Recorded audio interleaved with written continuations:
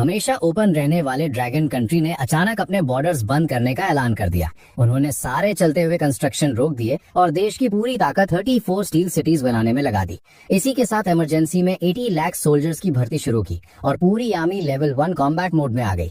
इतने तगड़े एक्शन से वेस्टर्न कंट्रीज की टेंशन बढ़ गई, पर वो ड्रैगन कंट्री का असली इरादा समझ नहीं पाए। वो बस अपना विरोध जताते रहे और मीडिया के थ्रू अटैक करते रहे। देखते ही देखते ड्रैगन कंट्री पूरे ब्लू स्टार का अकेला हॉट टॉपिक बन गया। पर बाहर वालों के सवालों और रुकावटों के आगे ड्रैगन कंट्री ने अपना पुराना शांत एटीट्यूड छोड़ दिया था। उन्होंने डायरेक्ट स्ट्रिक्ट एक्शन लिया और सारी रुकावटें रास्ते से हटा दी, क्योंकि ड्रैगन कंट्री को अचानक पता चला था कि एक हफ्ते बाद मिथोलॉजिकल एरा आने वाला है। उस टाइम अनगिनत गॉड्स और डीमंस ब्लू स्टार पर आक्रमण करेंगे। और ये होश उड़ा देने वाली खबर मेरे फोन के कचरा मैसेज से आई थी। मैसेज पर साफ लिखा था, टेल नंबर 8848 यूजर, कांग्रेचुलेशंस, आपको मिथोलॉजिकल एरा आने से पहले का इकलौता क्लोज बीटा टेस्टिंग क्वालिफिकेशन मिल गया है। पहला रिचार्ज 648 का करें और लेजेंडरी प्रोफेशन पाएं। ये फालतू मैसेज देकर मैं इसे बिना सोचे डिलीट करने ही वाला था, पर अगले ही सेकंड फोन मेरे कंट्रोल से बाहर हो गया और उसने गेम डाउनलोड करके ओपन कर दिया। मैं अपनी उंगलियां दबा दबा कर थक गया, पर कोई फायदा नहीं हुआ। क्या फोन में वायरस आ गया है? जैसे ही मैं इसे स्विच ऑफ करके रीस्टार्ट करने वाला था, अचानक मेरे फोन से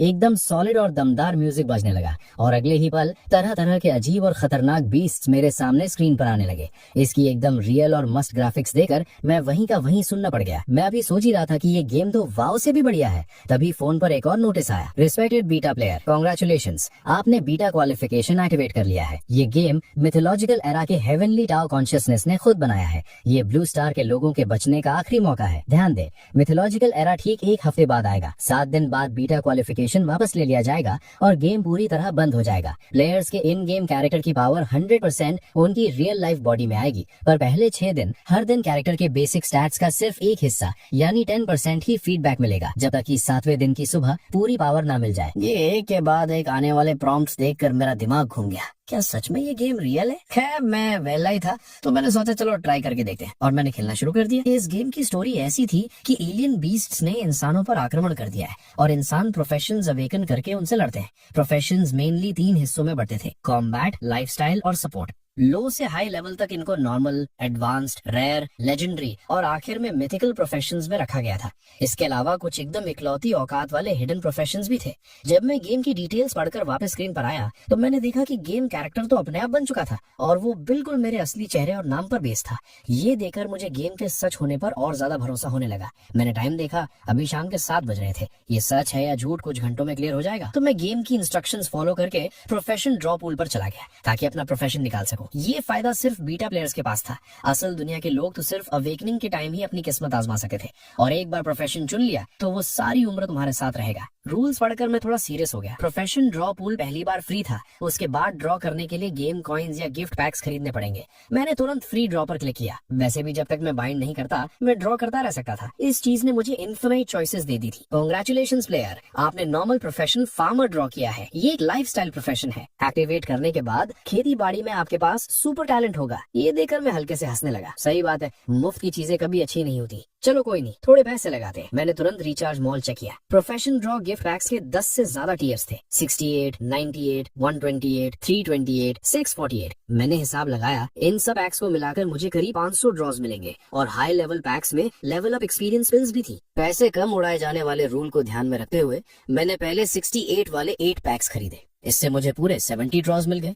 पर 2.5 मिनट बाद मुझे इस गेम का सबसे गंदा मजाक समझ आया। भाई, इन पूरे 70 चांसेस में मुझे सिर्फ 2 रेयर प्रोफेशंस मिले और वो दोनों भी लाइफस्टाइल वाले थे। मैंने गुस्से में दांत पीसे और 128 वाले 3 पैक्स और खरीद लिए। फिर मैं बाथरूम गया, हाथ मुंह धोया और वापस आकर ड्रॉ करना शुरू किया। इस बार पूरे 80 ड्रॉज थे और जो सबसे बेस्ट मिला वो एक लेजेंडरी प्रोफेशन था, पर वो भी एक हीलर नैनी का। मैं गुस्से से कांपने लगा था, पर जैसे ही मैंने उम्मीद छोड़ दी थी, अचानक एक अलग ही म्यूजिक बजने लगा। गेम के अंदर गोल्डन लाइट चमकी और स्क्रीन पर धमाका हुआ। मेरी आंखें खुली की खुली रह गईं। कंग्रेचुलेशंस प्लेयर, आपने mythical profession heroic spirit Sumner draw किया है। ये एक कॉम्बैट प्रोफेशन है। आप मरे हुए हीरोइक स्पिरिट्स को अपने साथ लड़ने के लिए बुला सकते हैं। हर 10 लेवल्स पर एक हीरोइक स्पिरिट समन कर सकते हैं। इसका डिस्क्रिप्शन पढ़कर मेरा चेहरा देर तक अजीब बनता रहा। मैंने दांत पीसे और दोबारा ड्रॉ पर क्लिक किया। हालांकि मिथिकल प्रोफेशन सबसे हाईएस्ट लेवल का था, पर आम लोग भी इसे अवेकन कर सकते थे। मैं ब्लू स्टार का अकेला बंदा था जिसके पास ये गेम था। अगर मैं सिर्फ एक मिथिकल प्रोफेशन बाइंड करूंगा तो थोड़ी बेइज्जती नहीं लगेगी? कम से कम एक इकलौता हिडन प्रोफेशन तो होना ही चाहिए ना। बस पैसे ही तो लगने हैं, अपने पास है। ये सोचकर मैंने आखिरी फैसला लिया और बचे हुए सारे गिफ्ट पैक्स खरीद लिए। उसके बाद मैं पागलों की तरह लगातार ड्रॉ करने लगा। लगता है ऊपर वाले ने मेरी मेहनत देख ली थी। अचानक मेरे सामने रंग बिरंगी तलवारों की परछाइयां आसमान से गिरती हुई दिखी। कंग्रेचुलेशंस प्लेयर, आपने hidden profession chaos sword master draw किया है। ये एक कॉम्बैट प्रोफेशन है। बाइंड करने के बाद आपको केओस स्वॉर्ड बॉडी मिल जाएगी। एलियन बीस्ट्स को मारने पर डबल एक्सपीरियंस मिलेगा। सारे स्वॉर्ड पाथ स्किल्स अवेकन हो जाएंगे और स्वॉर्ड स्किल्स का इफेक्ट 100% बढ़ जाएगा। ये डिटेल्स पढ़कर मेरी सारी टेंशन गायब हो गई। आखिरकार मैंने ये ड्रॉ कर ही लिया। मुझे नहीं पता इससे तगड़ा कोई और हिडन प्रोफेशन है या नहीं, पर अब मेरी जेब पूरी तरह खाली हो चुकी थी और सिर्फ 10 ड्रॉज बचे थे। मुझ जैसे अनलकी इंसान को इससे अच्छा कुछ नहीं मिलने वाला था, तो मैंने सीधा बाइंड कर क्लिक कर दिया। रेस्पेक्टेड बेटा प्लेयर चेन शुआन, कंग्रेचुलेशंस, आप केओस स्वॉर्ड मास्टर बन गए हैं। आपको केओस स्वॉर्ड बॉडी मिल गई है और आपने स्पेशल एलिमेंट की sword skill link Yong sword slash awaken कर ली है। फोन की स्क्रीन पर यह पढ़कर मेरी खुशी का ठिकाना नहीं रहा। मैं तो एकदम लकी निकला। पहली बार में ही इतना तगड़ा स्पेशल एलिमेंट अवेकन हो गया। बिना किसी देरी के मैंने पैक्स से मिली सारी एक्सपीरियंस विल्स दबा दी।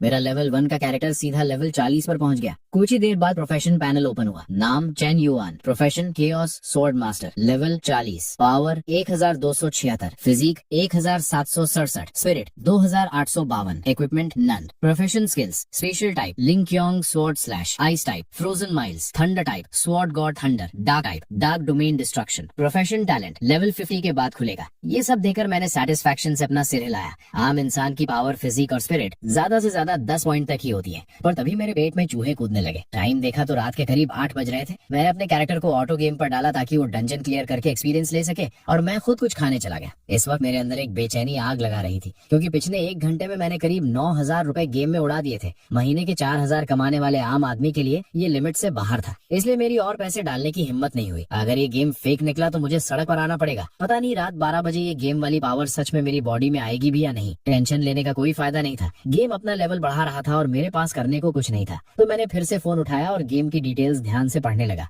मिथोलॉजिकल एरा का पूरा प्रोफेशन लेवल सिस्टम कुछ इस तरह था। Basic 100 level, king realm, true king, legendary, Holi venerable और मिथिकल मोनार्क। मिथिकल मोनार्क के ऊपर एक स्टारी स्काई एम्परर का लेवल भी था, पर वो ग्रे कलर में था, जिसका मतलब था कि मैं उसे अभी देख नहीं सका। इसके अलावा गेम के अंदर इतने सारे गिफ्ट पैक्स थे कि गिनना मुश्किल था। कुछ पैक्स की प्राइस तो मेरे होश उड़ा देने वाली थी, जैसे एक लग्जरी वीआईपी पैक था जिसमें बस एक ही चीज थी, एक ऐसी अवेकनिंग स्टोन जो रियल दुनिया में जल्दी लाई जा सकती थी, और उसकी कीमत पूरे 1 बिलियन 100 करोड़ थी। अगर मिथोलॉजिकल एरा का आना सच था तो ये कीमत ज्यादा नहीं थी, क्योंकि ऐसी चीज के लिए तो बड़े बड़े लोग लाइन लगाकर खड़े होते। इसके बाद मैंने लगभग हर एक गिफ्ट पैक को खोलकर ध्यान से देखा। कुछ चीजें देखकर मेरा मन ललचा गया, पर उनकी कीमत देखकर मुझे पीछे हटना पड़ा। मेरी जिंदगी भर की कमाई इन पैक्स का एक कोना भी नहीं थी। मॉल की बाकी चीजें देखने के बाद मैंने बीस्ट गाइड चेक की। ये गाइड शायद सारे टाइप्स के बीस्ट्स को कवर नहीं करती थी, पर इसमें बहुत सी इन्फॉर्मेशन भरी थी। कुछ बीस्ट्स का लेवल तो मिथिकल मोनार्क का था और उनकी पावर्स अजीबो गरीब थी। ऐसा लग रहा था जैसे मैं किसी मिथिकल चिड़ियाघर में आ गया हूँ। तभी धड़कते दिल के साथ आखिरकार रात के 12 बज गए। जैसे ही फोन का टाइम 00000 हुआ, फोन के अंदर से एक आवाज आई। Respected beta player Chen Shuan, congratulations, आपने पहले दिन ही अपना लेवल 45 कर लिया है। आपकी रियल बॉडी को 10% बेसिक स्टैट्स की पावर फीड की जाएगी। भाई, गेम कैरेक्टर की स्टैट्स हजारों में थी और उसका 10% भी कुछ 100 पॉइंट्स होता है। आम इंसान की 10 पॉइंट्स के लिमिट के आगे ये स्टैट्स मुझे ब्लू स्टार पर इनविंसिबल बना देंगे। अचानक मेरे पूरे कमरे में चमकती हुई रोशनी फैल गई। हवा में सुनहरे लाइट्स बने और फिर एक तूफान की तरह मेरी बॉडी के अंदर घुसने लगे। ये सुकून इतना ज्यादा था कि मैं लगभग चिल्ला पड़ा। मैं ठीक से महसूस कर सकता था कि मेरे बॉडी के सेल्स फुल पावर से भर रहे हैं। एक जबरदस्त ताकत मेरे अंदर दौड़ने लगी थी, यहाँ तक कि मेरी पीली स्किन भी एकदम साफ और मुलायम हो गई थी। इस वक्त मैं साफ देख सकता था कि मैं बहुत स्ट्रांग हो गया हूँ, पर मैं एग्जैक्टली कितना स्ट्रांग हुआ हूँ इसका मुझे कोई आइडिया नहीं था। ये कंफर्म करने के लिए मैं उठा और किचन में गया। मैंने एक फ्रूट नाइफ उठाया और अपने पैर पर जोर से मार दिया।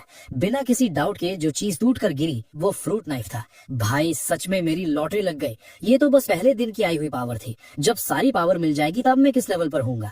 इसके बाद मेरे किचन के सारे बर्तन मेरी उस ताकत का शिकार बन गए। स्टील के पतीले को मैंने एक हाथ से दबाकर बॉल बना दिया, चाकू को अपनी 2 उंगलियों से ही तोड़ दिया, यहाँ तक कि वो बर्तन धोने वाला स्टील का जूना भी मुट्ठी भेजते ही एक तार बन गया। ढेर सारे टेस्ट करने के बाद मेरा उड़ता हुआ दिल आखिरकार शांत हुआ। अब ये पता था कि ये end of the world real है। भले ही मिथोलॉजिकल एरा का आना इंसानों के लिए गॉड बनने का एक मौका हो, पर शुरुआत में ये एक बहुत बड़ी आफत होगी। अचानक अटैक होने से न्यूक्लियर वेपन्स रखने वाले बड़े देश भी बहुत नुकसान झेलेंगे। न्यूक्लियर वेपन्स इन खतरनाक बीस्ट्स को मार पाएंगे या नहीं, ये तो बात की बात है, पर इसका इम्पैक्ट ब्लू स्टार कभी झेल नहीं पाएगा। अब जबकि मेरे पास ये पावर आ गई है, तो मैं अपने देश हुआ शिया को तबाह होते हुए चुपचाप कैसे देख सकता हूँ। और वैसे भी अगर मुझे देश का सपोर्ट मिल जाए तो इस एक हफ्ते में मेरा लेवल आसमान छू लेगा। मुझे नहीं लगता कि मैं सिर्फ ऑनलाइन लोन ले लेकर खुद को बढ़ा पाऊंगा। मैं एक्साइटमेंट के मारे पूरी रात सो नहीं पाया। अगली सुबह जल्दी मैं एक इंसान को ढूंढने निकल गया। वो मेरी पुरानी रियल एस्टेट कस्टमर थी और TN high city hall office की डायरेक्टर थी। सुना था कि इस औरत के पीछे अच्छा खासा बैकग्राउंड है, इसीलिए मैंने उसको कांटेक्ट करने का ठीक समझा। मेरे पास कोई रीबर्थ जैसी चीज तो थी नहीं और न ही पिछली दुनिया की कहानी पता थी, तो मैंने सोचा इसके नेटवर्क के थ्रू बड़े लोगों से कांटेक्ट बनाऊं ताकि हम साथ मिलकर काम कर सके। पर जब मैंने कल का पूरा किस्सा लिन टोंग को बताया तो उसके चेहरे पर सिर्फ एक मजाकिया स्माइल थी। कमीने, तेरी हिम्मत कैसे हुई? एक सरकारी ऑफिसर के साथ मजाक कर रहा है? दिमाग खराब हो गया क्या तेरा? उसने तुरंत गार्ड्स को बुलाया ताकि मुझे बाहर फेंकवा सके। मुझे इस रिएक्शन से कोई हैरानी नहीं हुई, किसी को भी मेरी बात सुनकर यही लगा, डायरेक्टर लिन, मैं अपनी बात साबित कर सकता हूँ। ठीक है, मैं तुझे एक चांस देती हूँ साबित करने का। लिन टोंग ने अपने दोनों हाथ सीने पर बांधे और चेयर पर पीछे टिकर मुझे देखते हुए कहा। मैंने ऑफिस के चारों तरफ देखा, फिर साइड में रखी एक सॉलिड लकड़ी की टेबल के पास गया। मैंने लिन टोंग की आंखों में देखते हुए एकदम शांत आवाज में कहा, ये है वो पावर जो मुझे मिली है। मेरी बात पूरी भी नहीं हुई थी कि एक बड़ा धमाका हुआ। मैंने उसकी सॉलिड लकड़ी की टेबल पर बस एक थप्पड़ मारा और अगले ही पल वो पूरी टेबल चूरा चूरा होकर धूल बन गई। शायद मुझे लगा कि अपना लेवल साबित करने के लिए काफी नहीं है, तो मेरी नजर कोने में रखी सेफ पर गई। मैं आगे बढ़ा और एक सीधा पंच मारा जिससे उस लोहे के सेफ में एक बड़ा सा गड्ढा पड़ गया।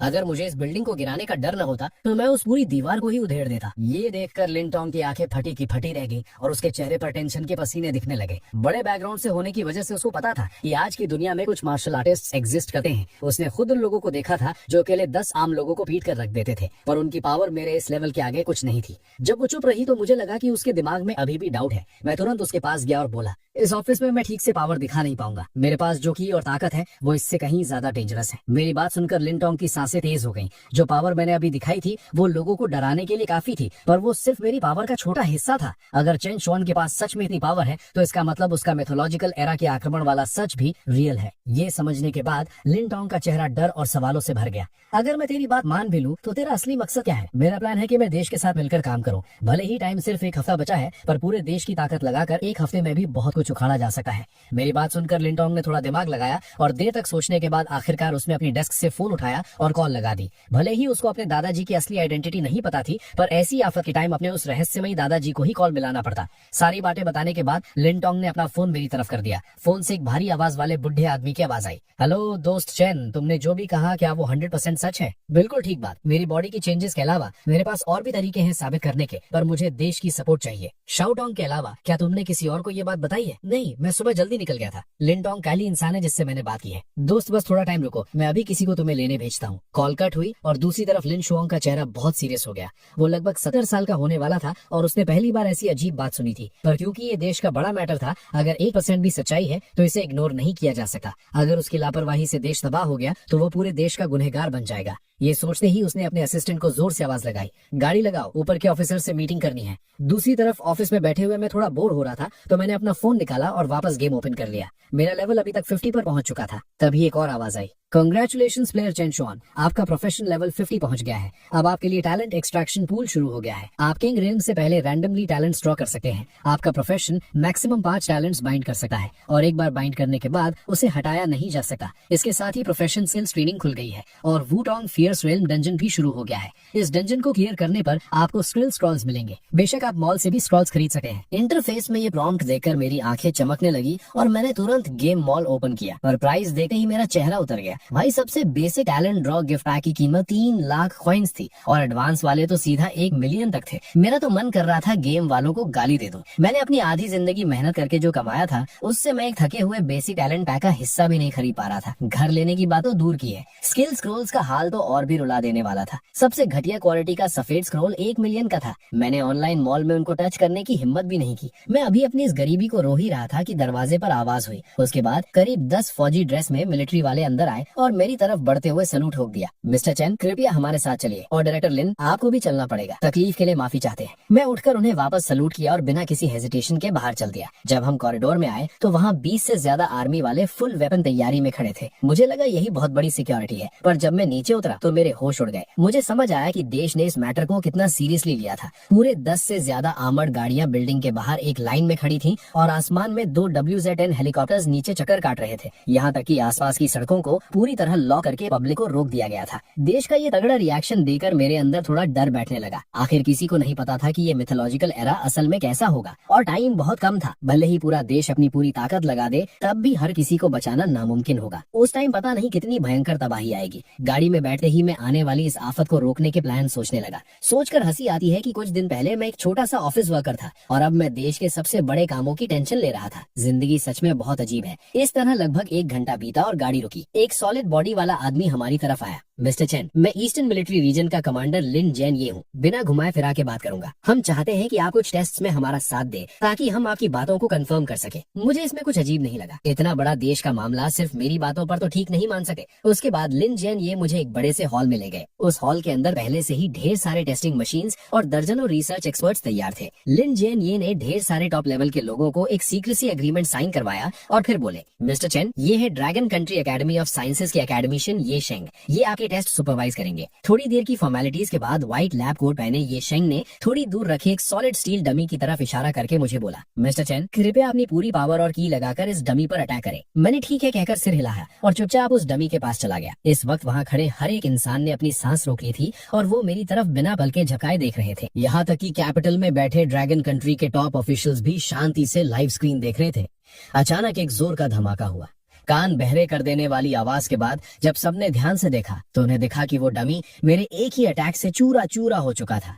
यहाँ तक कि उसने पीछे वाली दीवार में भी एक बड़ा सा गड्ढा कर दिया था। इस पल में आकर लिन जानिए को असलियत समझ आई कि मैंने उसके ऑफिस की टेबल तोड़ते वक्त अपने पंच को कितना ज्यादा कंट्रोल करके रखा था। डेटा कैसा है? होश में आते ही ये शन ने जल्दी से पूछा। बेसिक पावर 5 टन यानी कि 5000 kg से ज्यादा है। सिर्फ इस एक लाइन ने वहाँ मौजूद सभी लोगों को चुप करा दिया। मैं इंसान हो ही नहीं सकता, ये ख्याल वहाँ सबके दिमाग में एक साथ आया।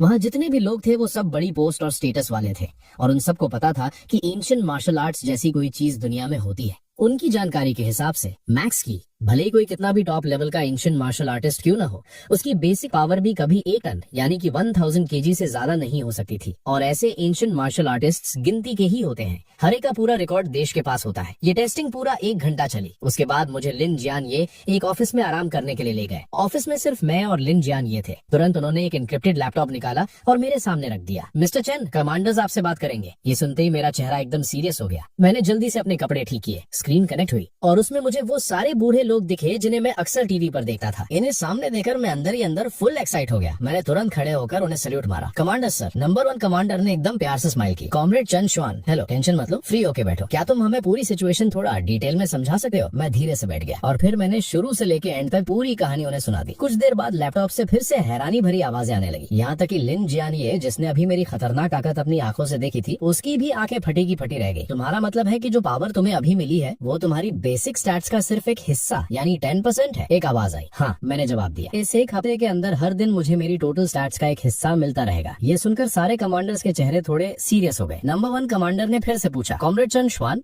मैंने सुना है कि तुम्हारे पास इस इंसिडेंट को साबित करने के और भी तरीके हैं। देश के उन बड़े लीडर्स की नजरों में मैंने जो पावर दिखाई थी वो इस बात को साबित करने के लिए काफी थी, पर क्योंकि ये पूरे देश के फ्यूचर का सवाल था, उन्हें बहुत फूंक फूंक कर कदम रखना था। सीधे शब्दों में कहूँ तो उन्हें मुझसे कुछ और ज्यादा ठोस सबूत चाहिए थे ताकि उन्हें पूरी तसल्ली हो सके। आखिर एक बार उन्होंने फैसला ले लिया तो पूरा देश आने वाले कुछ ही दिनों में पूरी तरह से पलट जाएगा। इसमें लगने वाला पैसा और जो नुकसान उठाना पड़ेगा उसका कोई अंदाजा नहीं लगा सकता था। ये सब देखकर मैं भी उन ऊपर वालों की टेंशन समझ रहा था, तो मैंने तुरंत गेम का मॉल ओपन किया। कमांडर्स, गेम के अंदर सच में कुछ ऐसी चीजें हैं जो प्रूफ दे सकती हैं। बस इन गिफ्ट पैक्स का प्राइस। ये बोलते हुए मैं शर्म से अपना सिर खुजाने लगा। मेरी ये हालत देखकर वो सारे कमांडर्स हंसने लगे। वहाँ का वो सीरियस और भारी माहौल अचानक से थोड़ा हल्का हो गया। जियान, ये कॉमरेड चन शुआन ने देश पर भरोसा किया है तो देश भी उसे मायूस नहीं करेगा। जाओ इसका इंतजाम करो। Yes commander. लिन जियान ये ने हल्के से सिर हिलाया और तुरंत अपना फोन उठाकर एक कॉल लगाया। लिन जियान ये ने मुझसे मेरा बैंक अकाउंट नंबर तक नहीं पूछा। मैं समझ गया था कि देश ने मेरी पूरी कुंडली पहले ही निकाल कर छान मारी थी। आज के दिन शायद लिन जियान ये को मेरे बारे में मुझसे ज्यादा पता था और थोड़ी ही देर में पूरे 10 लाख रुपए मेरे अकाउंट में जमा हो गए। मैंने भी बिना किसी देरी के सीधा गेम में वही गिफ्ट पैक खरीद लिया जो मैंने पहले से चुना हुआ था। अचानक से एक व्रूम की आवाज आई और मेरे सामने की हवा एकदम से मरोड़ने लगी और फिर एक बहुत ही सुंदर और पुरानी सी तलवार मेरे सामने हवा में प्रकट हो गई। ये देखकर पास खड़े लिन जियान ये के होश उड़ गए। इतने पास से अगर मैं उस पर हमला करता तो उसे चिल्लाने तक का मौका नहीं मिलता। लिन जियान ये तो एकदम अलर्ट हो गया था, पर वो सारे कमांडर्स उस हवा में तैरती तलवार को देखकर दंग रह गए थे। मैंने तुरंत उन्हें समझाया, ये गेम का एक वेपन है। ये लेवल 5170 वाला स्पिरिट ग्रेड का हथियार है। ये इतना तेज है कि आम बुलेट प्रूफ गाड़ियां भी इसका एक बार नहीं झेल पाएंगी। सच तो ये है कि मैंने खुद कभी ऐसा हथियार नहीं चलाया था, इसलिए मैंने बहुत संभाल कर बात की थी। ये सुनकर वो कमांडर्स एक तरफ शॉक में थे तो दूसरी तरफ उन्होंने तुरंत मीटिंग बंद करके आपस में बात करने का फैसला किया। अगर पहले दिखाई हुई पावर्स ने उन्हें थोड़ा डाउट में रखा था तो इस तलवार के प्रकट होने के तरीके ने उनका इरादा एकदम पक्का कर दिया। कॉल कट हो गई और मैंने भी आखिरकार सुकून की सांस ली। भले ही मैं अब आम इंसान नहीं रहा था, पर उन बड़े बुजुर्ग लीडर्स के सामने बैठकर मेरी हालत थोड़ी टाइट हो रही थी। आखिर हर कोई पहली बार देश के बड़ों से थोड़ी ना बात करता है।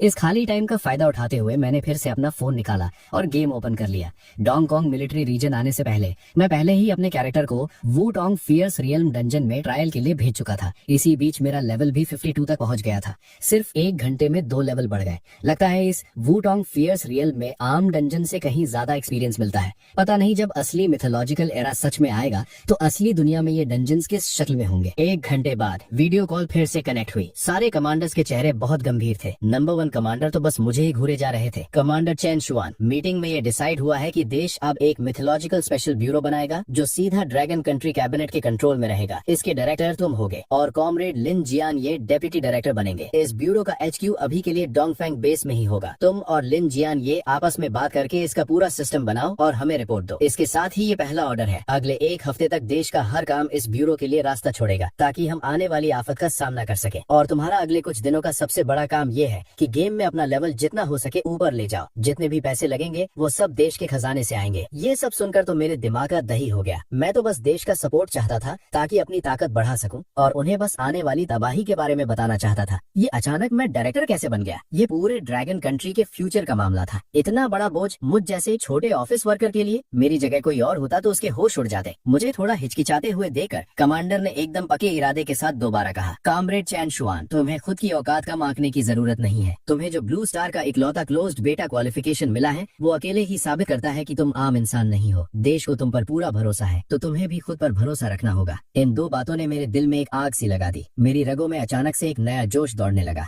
कमांडर्स, मैं ड्रैगन कंट्री के लिए लड़ने में अपनी पूरी जान लगा दूंगा। मेरा ये सॉलिड कॉन्फिडेंस देकर बाकी कमांडर्स की आंखों में भी मेरे लिए तारीफ छलक रही थी। वीडियो कॉल कट हो गई। लिन जियान ये जो बड़ी जल्दी अपने नए रोल में सेट हो गए थे, उन्होंने सीधा मुझसे पूछा, डायरेक्टर, कमांडर्स ने हमें प्लान बनाने को कहा है और टाइम बहुत कम है। ये सुनकर मैंने थोड़ी देर दिमाग लगाया। रास्ते भर जो मेरे दिमाग में टूटे फूटे आइडियाज चल रहे थे उन सबको एक साथ जोड़ा और धीरे से बोला, जहाँ तक मुझे पता है जैसे ही मिथोलॉजिकल एरा आएगा शुरुआत में ही हम पर एलियन बीस्ट्स का हमला होगा। पर अगर हम शुरुआत के इस बीस्ट टाइड यानी जानवरों के हमले को झेल गए तो हमें थोड़ा सा टाइम मिल जाएगा खुद को डेवलप करने का। इसके अलावा मिथोलॉजिकल एरा के आते ही मिथोलॉजिकल दुनिया की पूरी की तूफान की तरह ब्लू स्टार में घुस आएगी, जिसकी वजह से ब्लू स्टार के सारे जानवर और पेड़ पौधे भी म्यूटेट यानी भयंकर रूप ले सके हैं। लिन जियन ये के माथे पर टेंशन की सिलवटें पड़ गईं। ये हालत उनके सोचे हुए लेवल से कहीं ज्यादा खतरनाक थी। अगर ऐसा ही है जैसा तुम कह रहे हो तो इसका मतलब ड्रैगन कंट्री को सिर्फ मिथोलॉजिकल एरा के बीस्ट से ही नहीं बचना होगा, बल्कि ब्लू स्टार के अपने ही म्यूटेटेड जानवरों और पेड़ पौधों से भी बचना पड़ेगा। हाँ बिल्कुल सही, मैंने जवाब दिया। यहाँ आते वक्त मैं इस बारे में ही सोच रहा था।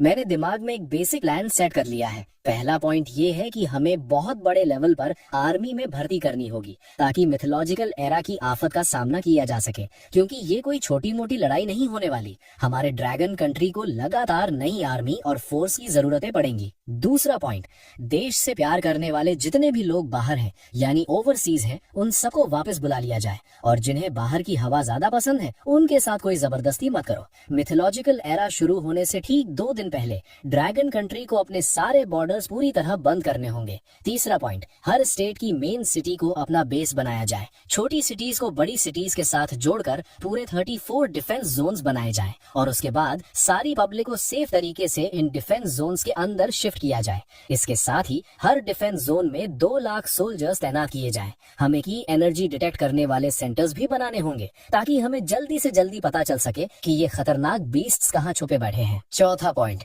देश के सारे टॉप साइंटिस्ट को एक साथ बुलाया जाए और पूरी पावर लगाकर सबसे खतरनाक और जानलेवा वेपन्स बनाए जाएं। भले ही मॉडर्न गन्स और बॉम्ब्स हाई लेवल बीस्ट्स का कुछ ना उखाड़ पाए, पर जब लो लेवल बीस्ट्स का पूरा झुंड आएगा तो ये हथियार बहुत काम आएंगे। पांचवा पॉइंट, मिथोलॉजिकल एरा के अचानक आने से पब्लिक में जो डर और दंगे राइट्स फैलेंगे, उन्हें कंट्रोल करने के लिए हमें मीडिया और इंटरनेट का पूरा यूज करना होगा ताकि पब्लिक को ठीक से समझाया जा सके। हमें किसी भी हाल में लोगों के दिमाग में ये आखिरी उम्मीद डालनी होगी कि इस आफत में उनका देश उनके साथ खड़ा है। जैसे ही मेरी बात खत्म हुई, लिन जियांग ये के चेहरे पर हैरानी साफ दिख रही थी। इतने कम टाइम में तुमने इतना डिटेल्ड प्लान सोच लिया? भले ही इसमें थोड़ी बहुत कमियां हैं, पर फिर भी ये बहुत लाजवाब है। डायरेक्टर का प्लान। मैं अभी जरूरत लोगों को मीटिंग के लिए बुलाता हूँ। ये बोलते ही लिन जियांग ये को जैसे अचानक कुछ याद आया। डायरेक्टर, तो अभी शुरुआत के लिए आपको कितने फंड्स चाहिए? ये सुनकर मैंने हल्के से स्माइल किया। जब देश ही मेरा सबसे बड़ा सपोर्ट बन चुका है तो सोच का लेवल तो बड़ा रखना ही पड़ेगा ना। शराफत या शर्म दिखाने का तो अब कोई सवाल ही नहीं पैदा होता। तो ठीक है, पहले 10 बिलियन दे दो, गेम में थोड़ा रिचार्ज मारना है। इतने बड़े अमाउंट पर लिन जियांग ये को बिल्कुल भी हैरानी नहीं हुई। आखिर अब मैं पूरे ड्रैगन कंट्री का सबसे वीआईपी इंसान जो बन चुका था। उन्होंने तुरंत एक और कॉल लगाई। करीब 10 मिनट बाद जब मैंने अपने फोन का मैसेज देखा जिसमें 0 इतने थे कि स्क्रीन पर ठीक से फिट भी नहीं आ रहे थे, तो मेरा दिल औकात से बाहर जोरों से धड़कने लगा। सिर्फ 10 बिलियन ही तो है। साले पैरों, कांपना बंद कर सकते हो क्या? डायरेक्टर, मुझे तुरंत एक्सपर्ट्स की मीटिंग बुलानी होगी ताकि प्लान डिस्कस हो सके। क्या आप भी मेरे साथ चलना चाहेंगे? नहीं, अभी के लिए मेरा सामने ना आना ही ठीक रहेगा। इन सब कामों का पूरा चार्ज आप ही लीजिए। असली लोगों के साथ मीटिंग खेलने से अच्छा मुझे अभी गेम में अंधाधुंध पैसे उड़ाने का मजा ज्यादा पसंद आ रहा था। लिन जियानिये के वहाँ से निकलने के बाद मैंने फिर से अपना फोन निकाला और जैसे कोई शॉपिंग मॉल में पागलों की तरह खरीदारी करता है, मैं भी शुरू हो गया। उन गिफ्ट पैक्स की प्राइसेस को देखकर जो बस 1 घंटे पहले मेरी औकात से बिल्कुल बाहर थे, मैंने हल्के से हंसकर कहा, talent extraction gift pack buy, skill scroll gift pack buy. इस वक्त तरह तरह के टैलेंट्स किसी टॉप मॉडल की तरह मेरे सामने डिस्प्ले हो रहे थे, पर मैं बस एक नजर डालकर उन्हें हटा रहा था। लेजेंडरी क्वालिटी से नीचे के टैलेंट्स को तो मैं घास भी नहीं डाल रहा था। पूरे 100 ड्रॉज होने के बाद अचानक मेरी आंखें चमक उठी। मेरी नजर स्क्रीन पर आए उस मिथिकल क्वालिटी टैलेंट पर अटक गई, क्लियर स्वॉर्ड हार्ट। ये स्वॉर्ड पाथ का top level mythical quality talent था। ये मुझे किसी भी आने वाले खतरे का पहले से ही अंदाजा दे सकता था। हजारों तलवारें अपने ओरिजिन पर वापस आती हैं। ये तो जान बचाने के लिए एकदम मस्त चीज है। मैंने बिना किसी देरी के सीधा इसे बाइंड कर लिया। अगले आधे घंटे तक मैंने पागलों की तरह अंधाधुंध पैसे उड़ाए और आखिरकार मैंने अपने 5 टॉप लेवल मिथिकल टैलेंट्स चुन लिए थे। एक तो था कियोस स्वॉर्ड डोमेन। ये सारे स्वॉर्ड पाथ्स को एक साथ मिला सकता था और इसमें मैं खुद से भी नई स्किल्स समझ सकता था। अगला था earth dragon overlord body. Alien beasts का खून और की निगलकर ये मेरी फिजिकल बॉडी को और सॉलिड बना सकता था। जब ये परफेक्ट लेवल पर पहुंच जाएगा तो मेरी फिजिकल बॉडी ही सेंट लेवल की हो जाएगी। उसके बाद आया ओथ फर्नेस। ये एलियन बीस्ट्स को पिघलाकर उन्हें लाइफ क्रिस्टल्स में कन्वर्ट कर सकता था। ये लाइफ क्रिस्टल्स मेरी या किसी और की पावर बढ़ाने के काम आ सकते थे। और आखिरी था ज़ोडिएक निर्वाणा। ये एक टॉप लेवल पैसिव टैलेंट था। जब भी बाइंड करने वाले यानी मुझ पर मौत का खतरा आएगा तो ये निर्वाणा ट्रिगर कर देगा और मुझे एक नई जिंदगी दे देगा। इन 5 बड़े टैलेंट्स के साथ मैं लगभग हर फील्ड में एक इनविंसिबल वॉरियर बन चुका था। अटैक के लिए मेरे पास केओस स्वॉर्ड बॉडी थी और डिफेंस के लिए अर्थ ड्रैगन ओवरलॉर्ड बॉडी। खतरे के वक्त मेरे पास ज़ोडिएक निर्वाणा तूफाना था और सबसे बड़ी बात, मेरे पीछे पूरा देश मेरा सपोर्ट सिस्टम बन के खड़ा था। अब इससे फाड़ और क्या हो सकता था। बस एक ही प्रॉब्लम थी, ये 5 टैलेंट्स अभी अपने बेसिक लेवल पर थे। इन्हें अपग्रेड करने के लिए मुझे खुद ही इनकी प्रैक्टिस करनी होगी और इन्हें ठीक से समझना होगा। मैं इनको किसी गेम के गिफ्ट पैक से अपग्रेड नहीं कर सकता था। उसके बाद मैंने सारे प्रोफेशन स्किल्स स्क्रॉल वाले गिफ्ट पैक्स खरीद मारे। आखिर प्रोफेशन स्किल्स के भी अपने अलग लेवल होते थे, जो थे मॉर्टल grade, profound grade, spirit grade और अर्थ ग्रेड। शुरुआत में जो प्रोफेशनल स्किल्स अवेकन होते थे, भले ही वो मिथिकल ग्रेड के क्यों ना हो, वो सब मॉडल ग्रेड से ही शुरू होते थे। उन्हें अपग्रेड करने के लिए खुद की मेहनत और स्किल की समझ लगानी पड़ती थी। पर मैं तो एक नंबर का चीटर या हैकर था ना, मेरी बात अलग थी। मैंने सीधा अपनी उन 5 बड़ी प्रोफेशनल स्किल्स को स्पिरिट ग्रेड तक अपग्रेड कर दिया। ये सब करने के बाद मैंने अपने कैरेक्टर को वुटोंग फियर्स रियल्म डंजन क्लियर करने पर लगा दिया और खुद वापस मॉल चेक करने लग गया। बस दुख इस बात का था कि एक्सपीरियंस विल्स खरीदने की डेली लिमिट थी, वरना मैं पक्का अपना लेवल सीधा 100 करके ही सांस लेता। खुद को सिर से लेकर पैर के नाखून तक फुल पावर से सेट करने के बाद आखिरकार मुझे अपनी टीम की याद आई। आखिर जब मिथोलॉजिकल एरा सच में आएगा, मैं भले ही कितना भी स्ट्रांग हो जाऊं, मेरे 3 सिर और 6 हाथ थोड़ी ना थे कि सब अकेले हैंडल कर लूंगा। एक तगड़ी और भरोसेमंद टीम बनाना ही लंबा टिकने का असली प्लान था। इसीलिए मॉल के अंदर जो चीज टाइम से पहले रियल दुनिया में लाई जा सकती थी, वो अवेकनिंग स्टोन तो मुझे हर हाल में खरीदना ही था। मैंने डिटेल में चेक किया, ये गिफ्ट पैक एक दिन में सिर्फ 3 ही आते थे। हर एक पैक में एक अवेकनिंग स्टोन होता था और एक अवेकनिंग स्टोन से पूरे 100 लोग अपना प्रोफेशन अवेकन कर सकते थे। पर अगर उन्होंने सिर्फ प्रोफेशन अवेकन किया तो उससे उतनी ज्यादा मदद नहीं मिलने वाली थी। आखिर एक लेवल 1 का प्रोफेशन मास्टर आम इंसान से बस थोड़ा सा ही ज्यादा ताकतवर होता है, पर एलियन बीस्ट्स के आगे वो अभी भी किसी कीड़े मकोड़े की तरह ही थे। और जब मैं गेम मॉल चेक कर रहा था तो दूसरी तरफ पूरा डोंग फैंग बेस भी फुल एक्शन में आ चुका था। लिन जियन ये ने बहुत ही कम टाइम में ढेर सारे रिसर्च एक्सपर्ट्स को इकट्ठा कर लिया था। मेरे बनाए हुए प्लान पर उन्होंने डिस्कशन किया, उसमें जरूरी बातें ऐड की और उसे परफेक्ट बनाया और फिर उसे ऑफिस में मुझे चेक करने के लिए लाकर दे दिया। उसके बाद उसे सीधा कैबिनेट के पास भेज दिया गया। इस वक्त लिन जियन ये लाल फाइल्स का एक बंडल पकड़े हुए मुझे देते हैं। डायरेक्टर, कैबिनेट ने प्लान पास कर दिया है। मैंने हल्के से सिर हिलाया और कहा, क्योंकि टाइम बहुत कम है तो सबसे पहले ये डिफेंस जोन वाला प्लान एग्जीक्यूट किया जाएगा। तुरंत हर फील्ड और इंडस्ट्री के रिप्रेजेंटेटिव्स की एक बड़ी मीटिंग बुलाओ, खास करके कंस्ट्रक्शन इंडस्ट्री वालों की। और हाँ, उन्हें अभी असली सच बताने की जरूरत नहीं है, वरना बिना मतलब का डर और पैनिक फैल जाएगा। उन्हें सीधा सेंट्रल गवर्नमेंट का डायरेक्ट ऑर्डर सुना दो। इसके साथ ही तुरंत आर्मी में भर्ती शुरू करो, बाहर रहने वाले सिटीजन्स को वापस बुलाओ, खतरनाक वेपन्स बनाना शुरू करो और इंटरनेट पर पहले से ही माहौल सेट करना शुरू कर दो। ये सारे काम एक साथ चलने चाहिए क्योंकि टाइम किसी का इंतजार नहीं करता। इसके तुरंत बाद कैपिटल के असेंबली हॉल के सामने इमरजेंसी नोटिस मिलते ही हर इंडस्ट्री के रिप्रेजेंटेटिव्स अपना सारा काम धाम छोड़कर वहां पहुंच गए थे। यहाँ तक कि जो रिप्रेजेंटेटिव्स दूर के एरियाज में थे, उन्हें तो आर्मी ने सीधा मिलिट्री प्लेन्स भेजकर वहां लाया था। वो सब के सब पसीने से लथपथ थे और उनकी सांसें बुरी तरह फूली हुई थी। किसी का आपस में बात करने तक का मूड नहीं था। असेंबली हॉल के अंदर उस बड़े से प्लेटफॉर्म पर जो सीना तान कर खड़ा था, वो मेजर जनरल लिन जियन ये थे। नीचे बैठे सारे लोग ये नजारा देखकर एकदम कंफ्यूज थे। आर्मी का बंदा इस तरह की पॉलिटिकल मीटिंग कैसे होस्ट कर सकता है? पर लिन जियाने के पास बैठकर एक्सप्लेन करने का टाइम नहीं था। उन्होंने सीधा अपने सामने रखी नंबर 1 लाल फाइल खोली और भारी आवाज में बोले, अभी कैबिनेट का इमरजेंसी ऑर्डर सुनाया जा रहा है। ये बात सुनते ही सारे बड़े रिप्रेजेंटेटिव्स सीधे होकर बैठ गए और अपने कान खड़े करके सुनने लगे। ऑर्डर कुछ इस तरह है, इसी वक्त से देश की चल रही सारी पॉलिसीज को रोक दिया जाए। हर स्टेट की मेन सिटी को बेस बनाकर छोटी सिटीज को बड़ी सिटीज के साथ जोड़ा जाए और 34 डिफेंस जोन्स बनाए जाए। सारी कंस्ट्रक्शन और माइनिंग कंपनीज को ऑर्डर दिया जाता है कि वो अपनी पूरी ताकत सिर्फ इस प्लान पर लगा दे। यहाँ तक आते आते पूरे हॉल में इतना सन्नाटा छा गया कि सुई गिरे तो उसकी भी आवाज सुनाई दे। सारे रिप्रेजेंटेटिव्स फटी आंखों से लिन जियानी को घूरने लगे। 200 करोड़ की आबादी वाले इतने बड़े देश को अचानक रोक देना और देश की पूरी ताकत सिर्फ एक काम पर लगा देना, ये तो ड्रैगन कंट्री की इकोनॉमी को पूरी तरह तबाह करने जैसा था। अगर उन्हें ये ना पता होता कि वो देश के सबसे बड़े असेंबली हॉल में बैठे हैं, तो उन्हें पक्का लगता कि किसी पागल से उनका पाला पड़ गया है। ये पूरी कैबिनेट का एक साथ पास किया हुआ ऑर्डर है। आप सबको अब बस इसे फॉलो करना है और देश का पूरी तरह साथ देना है। ये कहकर लिन जियानी सीधा वहाँ से निकल गए और पीछे छोड़ गए उन रिप्रेजेंटेटिव्स को जो एक दूसरे की शक्ल देख रहे थे। जैसे ही असेंबली हॉल का बड़ा दरवाजा खुला, बाहर वेट कर रहे रिपोर्टर्स का सबर टूट गया। बॉस वैंग, क्या बता सकते हैं कि मीटिंग में क्या हुआ? बॉस माँ, क्या ये इंटरनेट, ऑनलाइन शॉपिंग या कुरियर से रिलेटेड कुछ है? बहुत सारे रिपोर्टर्स के सवालों का किसी ने कोई जवाब नहीं दिया। अचानक भीड़ में से एक बंदे की चिल्लाने की आवाज आई, ओ भाई जल्दी वेबो चेक करो सब। ये सुनते ही सारे रिपोर्टर्स ने फटाफट अपने फोन निकाल लिए। उन्होंने देखा कि मिथिकल स्पेशल ब्यूरो नाम का एक ट्रेंडिंग टॉपिक तेजी से नंबर 1 पर आकर बैठ गया था। यहाँ तक कि टॉप 10 ट्रेंडिंग सर्चेस भी सिर्फ और सिर्फ मिथिकल स्पेशल ब्यूरो के बारे में ही थी। सबसे बड़ी हैरानी की बात तो ये थी कि इस नए बने हुए ब्यूरो के ऑफिशियल वेबो अकाउंट के नीचे एक ऐसी पोस्ट थी जिसने पूरे ड्रैगन कंट्री और ब्लू स्टार की नींव हिला दी थी। अभी इसी वक्त से बाकी सारी नेशनल पॉलिसीज रोकी जाती हैं। अपना पूरा फोकस डिफेंस जोन प्रोजेक्ट को लागू करने पर होगा। मिथिकल स्पेशल ब्यूरो अपने देश के सभी कंस्ट्रक्शन वर्कर्स से अपील करता है कि देश की आवाज सुने और डिफेंस जोन बनाने में मदद करें। अभी इसी वक्त से देश के 20 से 40 साल के सभी सिटीजन्स के लिए आर्मी रिक्रूटमेंट खुल चुकी है।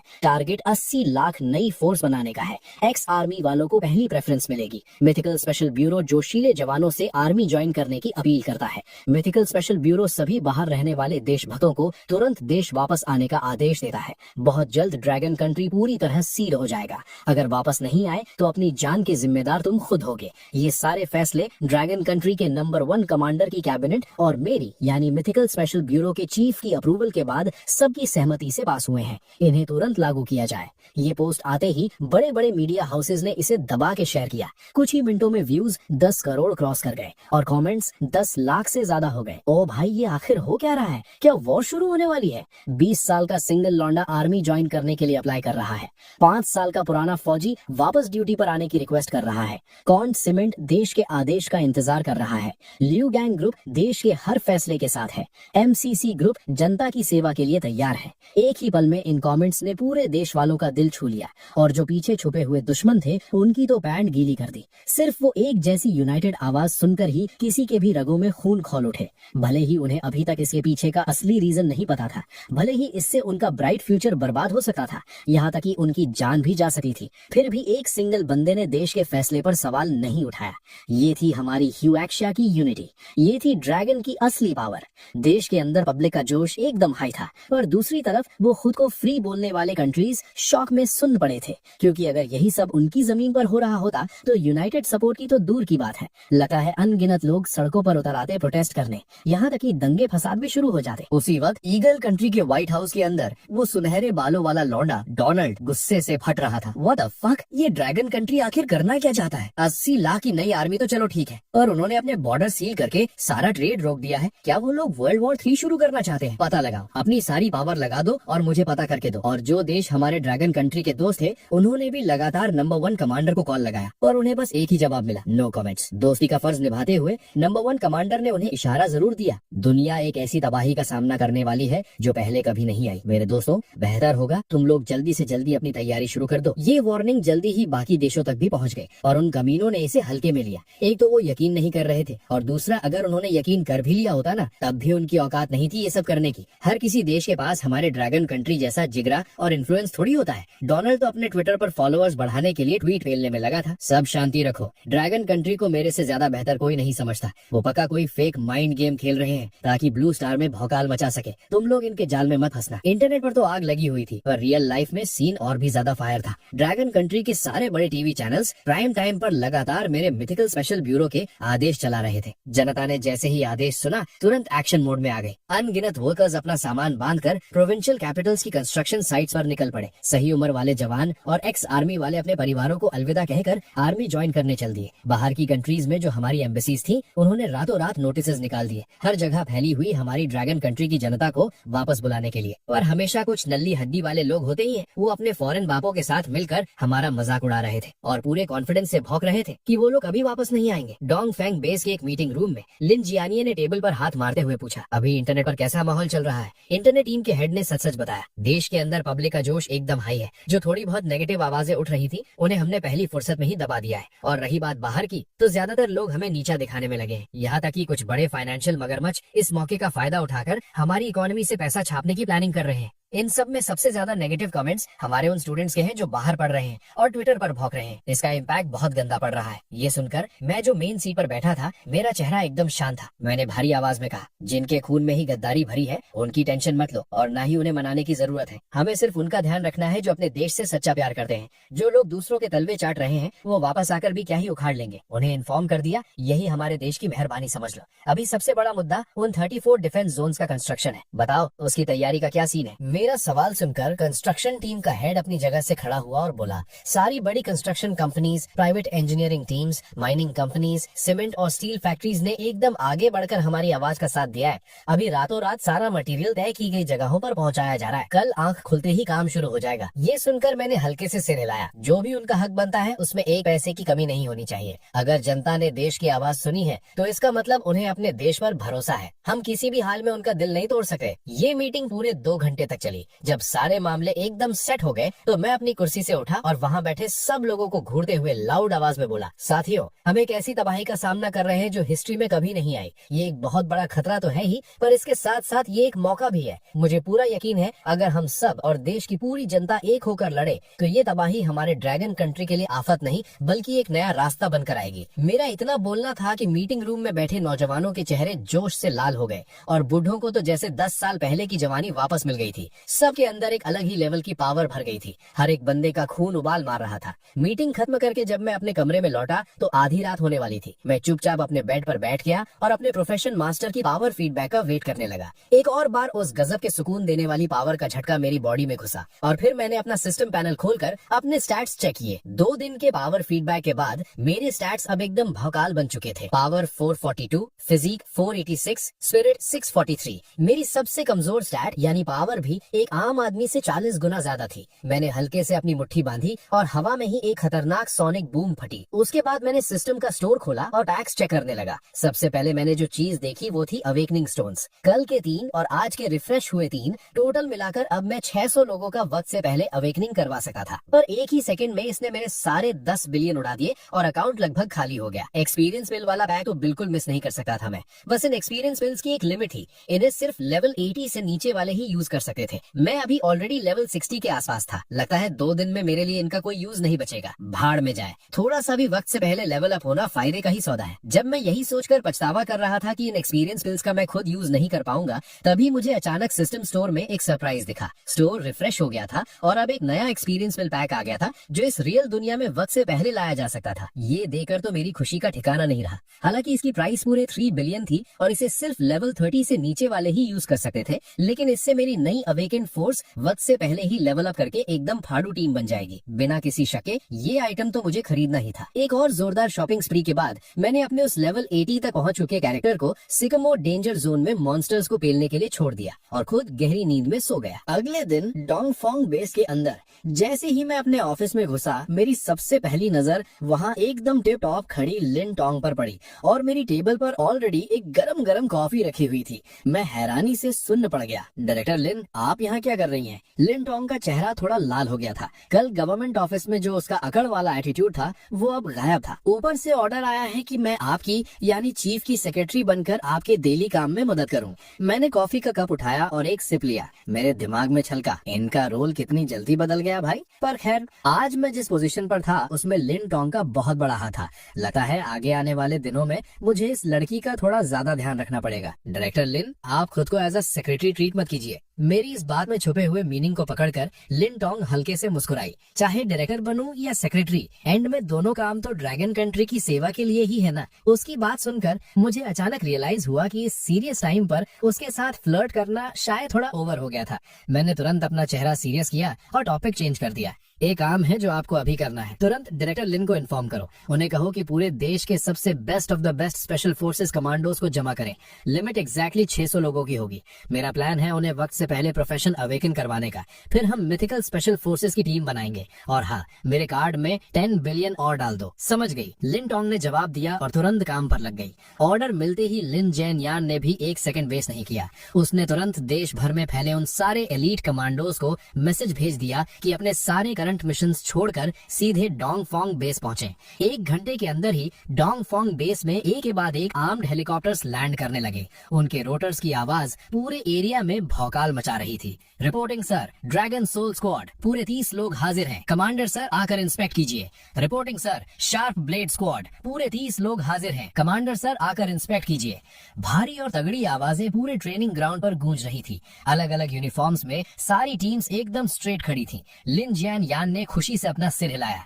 तुम लोग सोच रहे होगे कि तुम्हें अचानक यहाँ क्यों बुलाया गया है। मैं तुम्हें बताता हूँ। हमारा हुआक्सिया और इनफैक्ट पूरा ब्लू स्टार एक ऐसी तबाही का सामना करने वाला है जो पहले किसी ने नहीं देखी। हमारे आने वाले दुश्मन की औकात हमारी सोच से भी बड़ी है और तुम वो लोग हो जो चुने गए हो उस दुश्मन का सामना करने वाले सबसे पहले योद्धा बनने के लिए। मुझे बताओ, क्या तुम्हारे अंदर जिगरा है? Yes sir. उनकी खतरनाक दहाड़ से जैसे आसमान फट गया हो। बहुत बढ़िया, मुझे बस यही आग चाहिए थी तुमसे। मेरे पीछे आओ। अंडरग्राउंड बेस के अंदर मैं और लिन डोंग वहाँ उनका इंतजार कर रहे थे। हमारे साथ कुछ एक्सपर्ट्स भी थे जो उनका ब्लड सैंपल लेने आए थे ताकि उस पर रिसर्च कर सके। उसके बाद एक के बाद एक सारी टीम्स परफेक्ट सिंक में हॉल के अंदर घुसी। उनके सामने जो नजारा था उसे देखकर उनके अंदर हैरानी थी, पर किसी एक बंदे की आंख इधर से उधर नहीं हिली जब तक कि लिन जियान यान चलकर मेरे पीछे आकर खड़ा नहीं हुआ। उन टॉप कमांडोज के चेहरे पर फाइनली थोड़ा शॉक दिखाई दिया।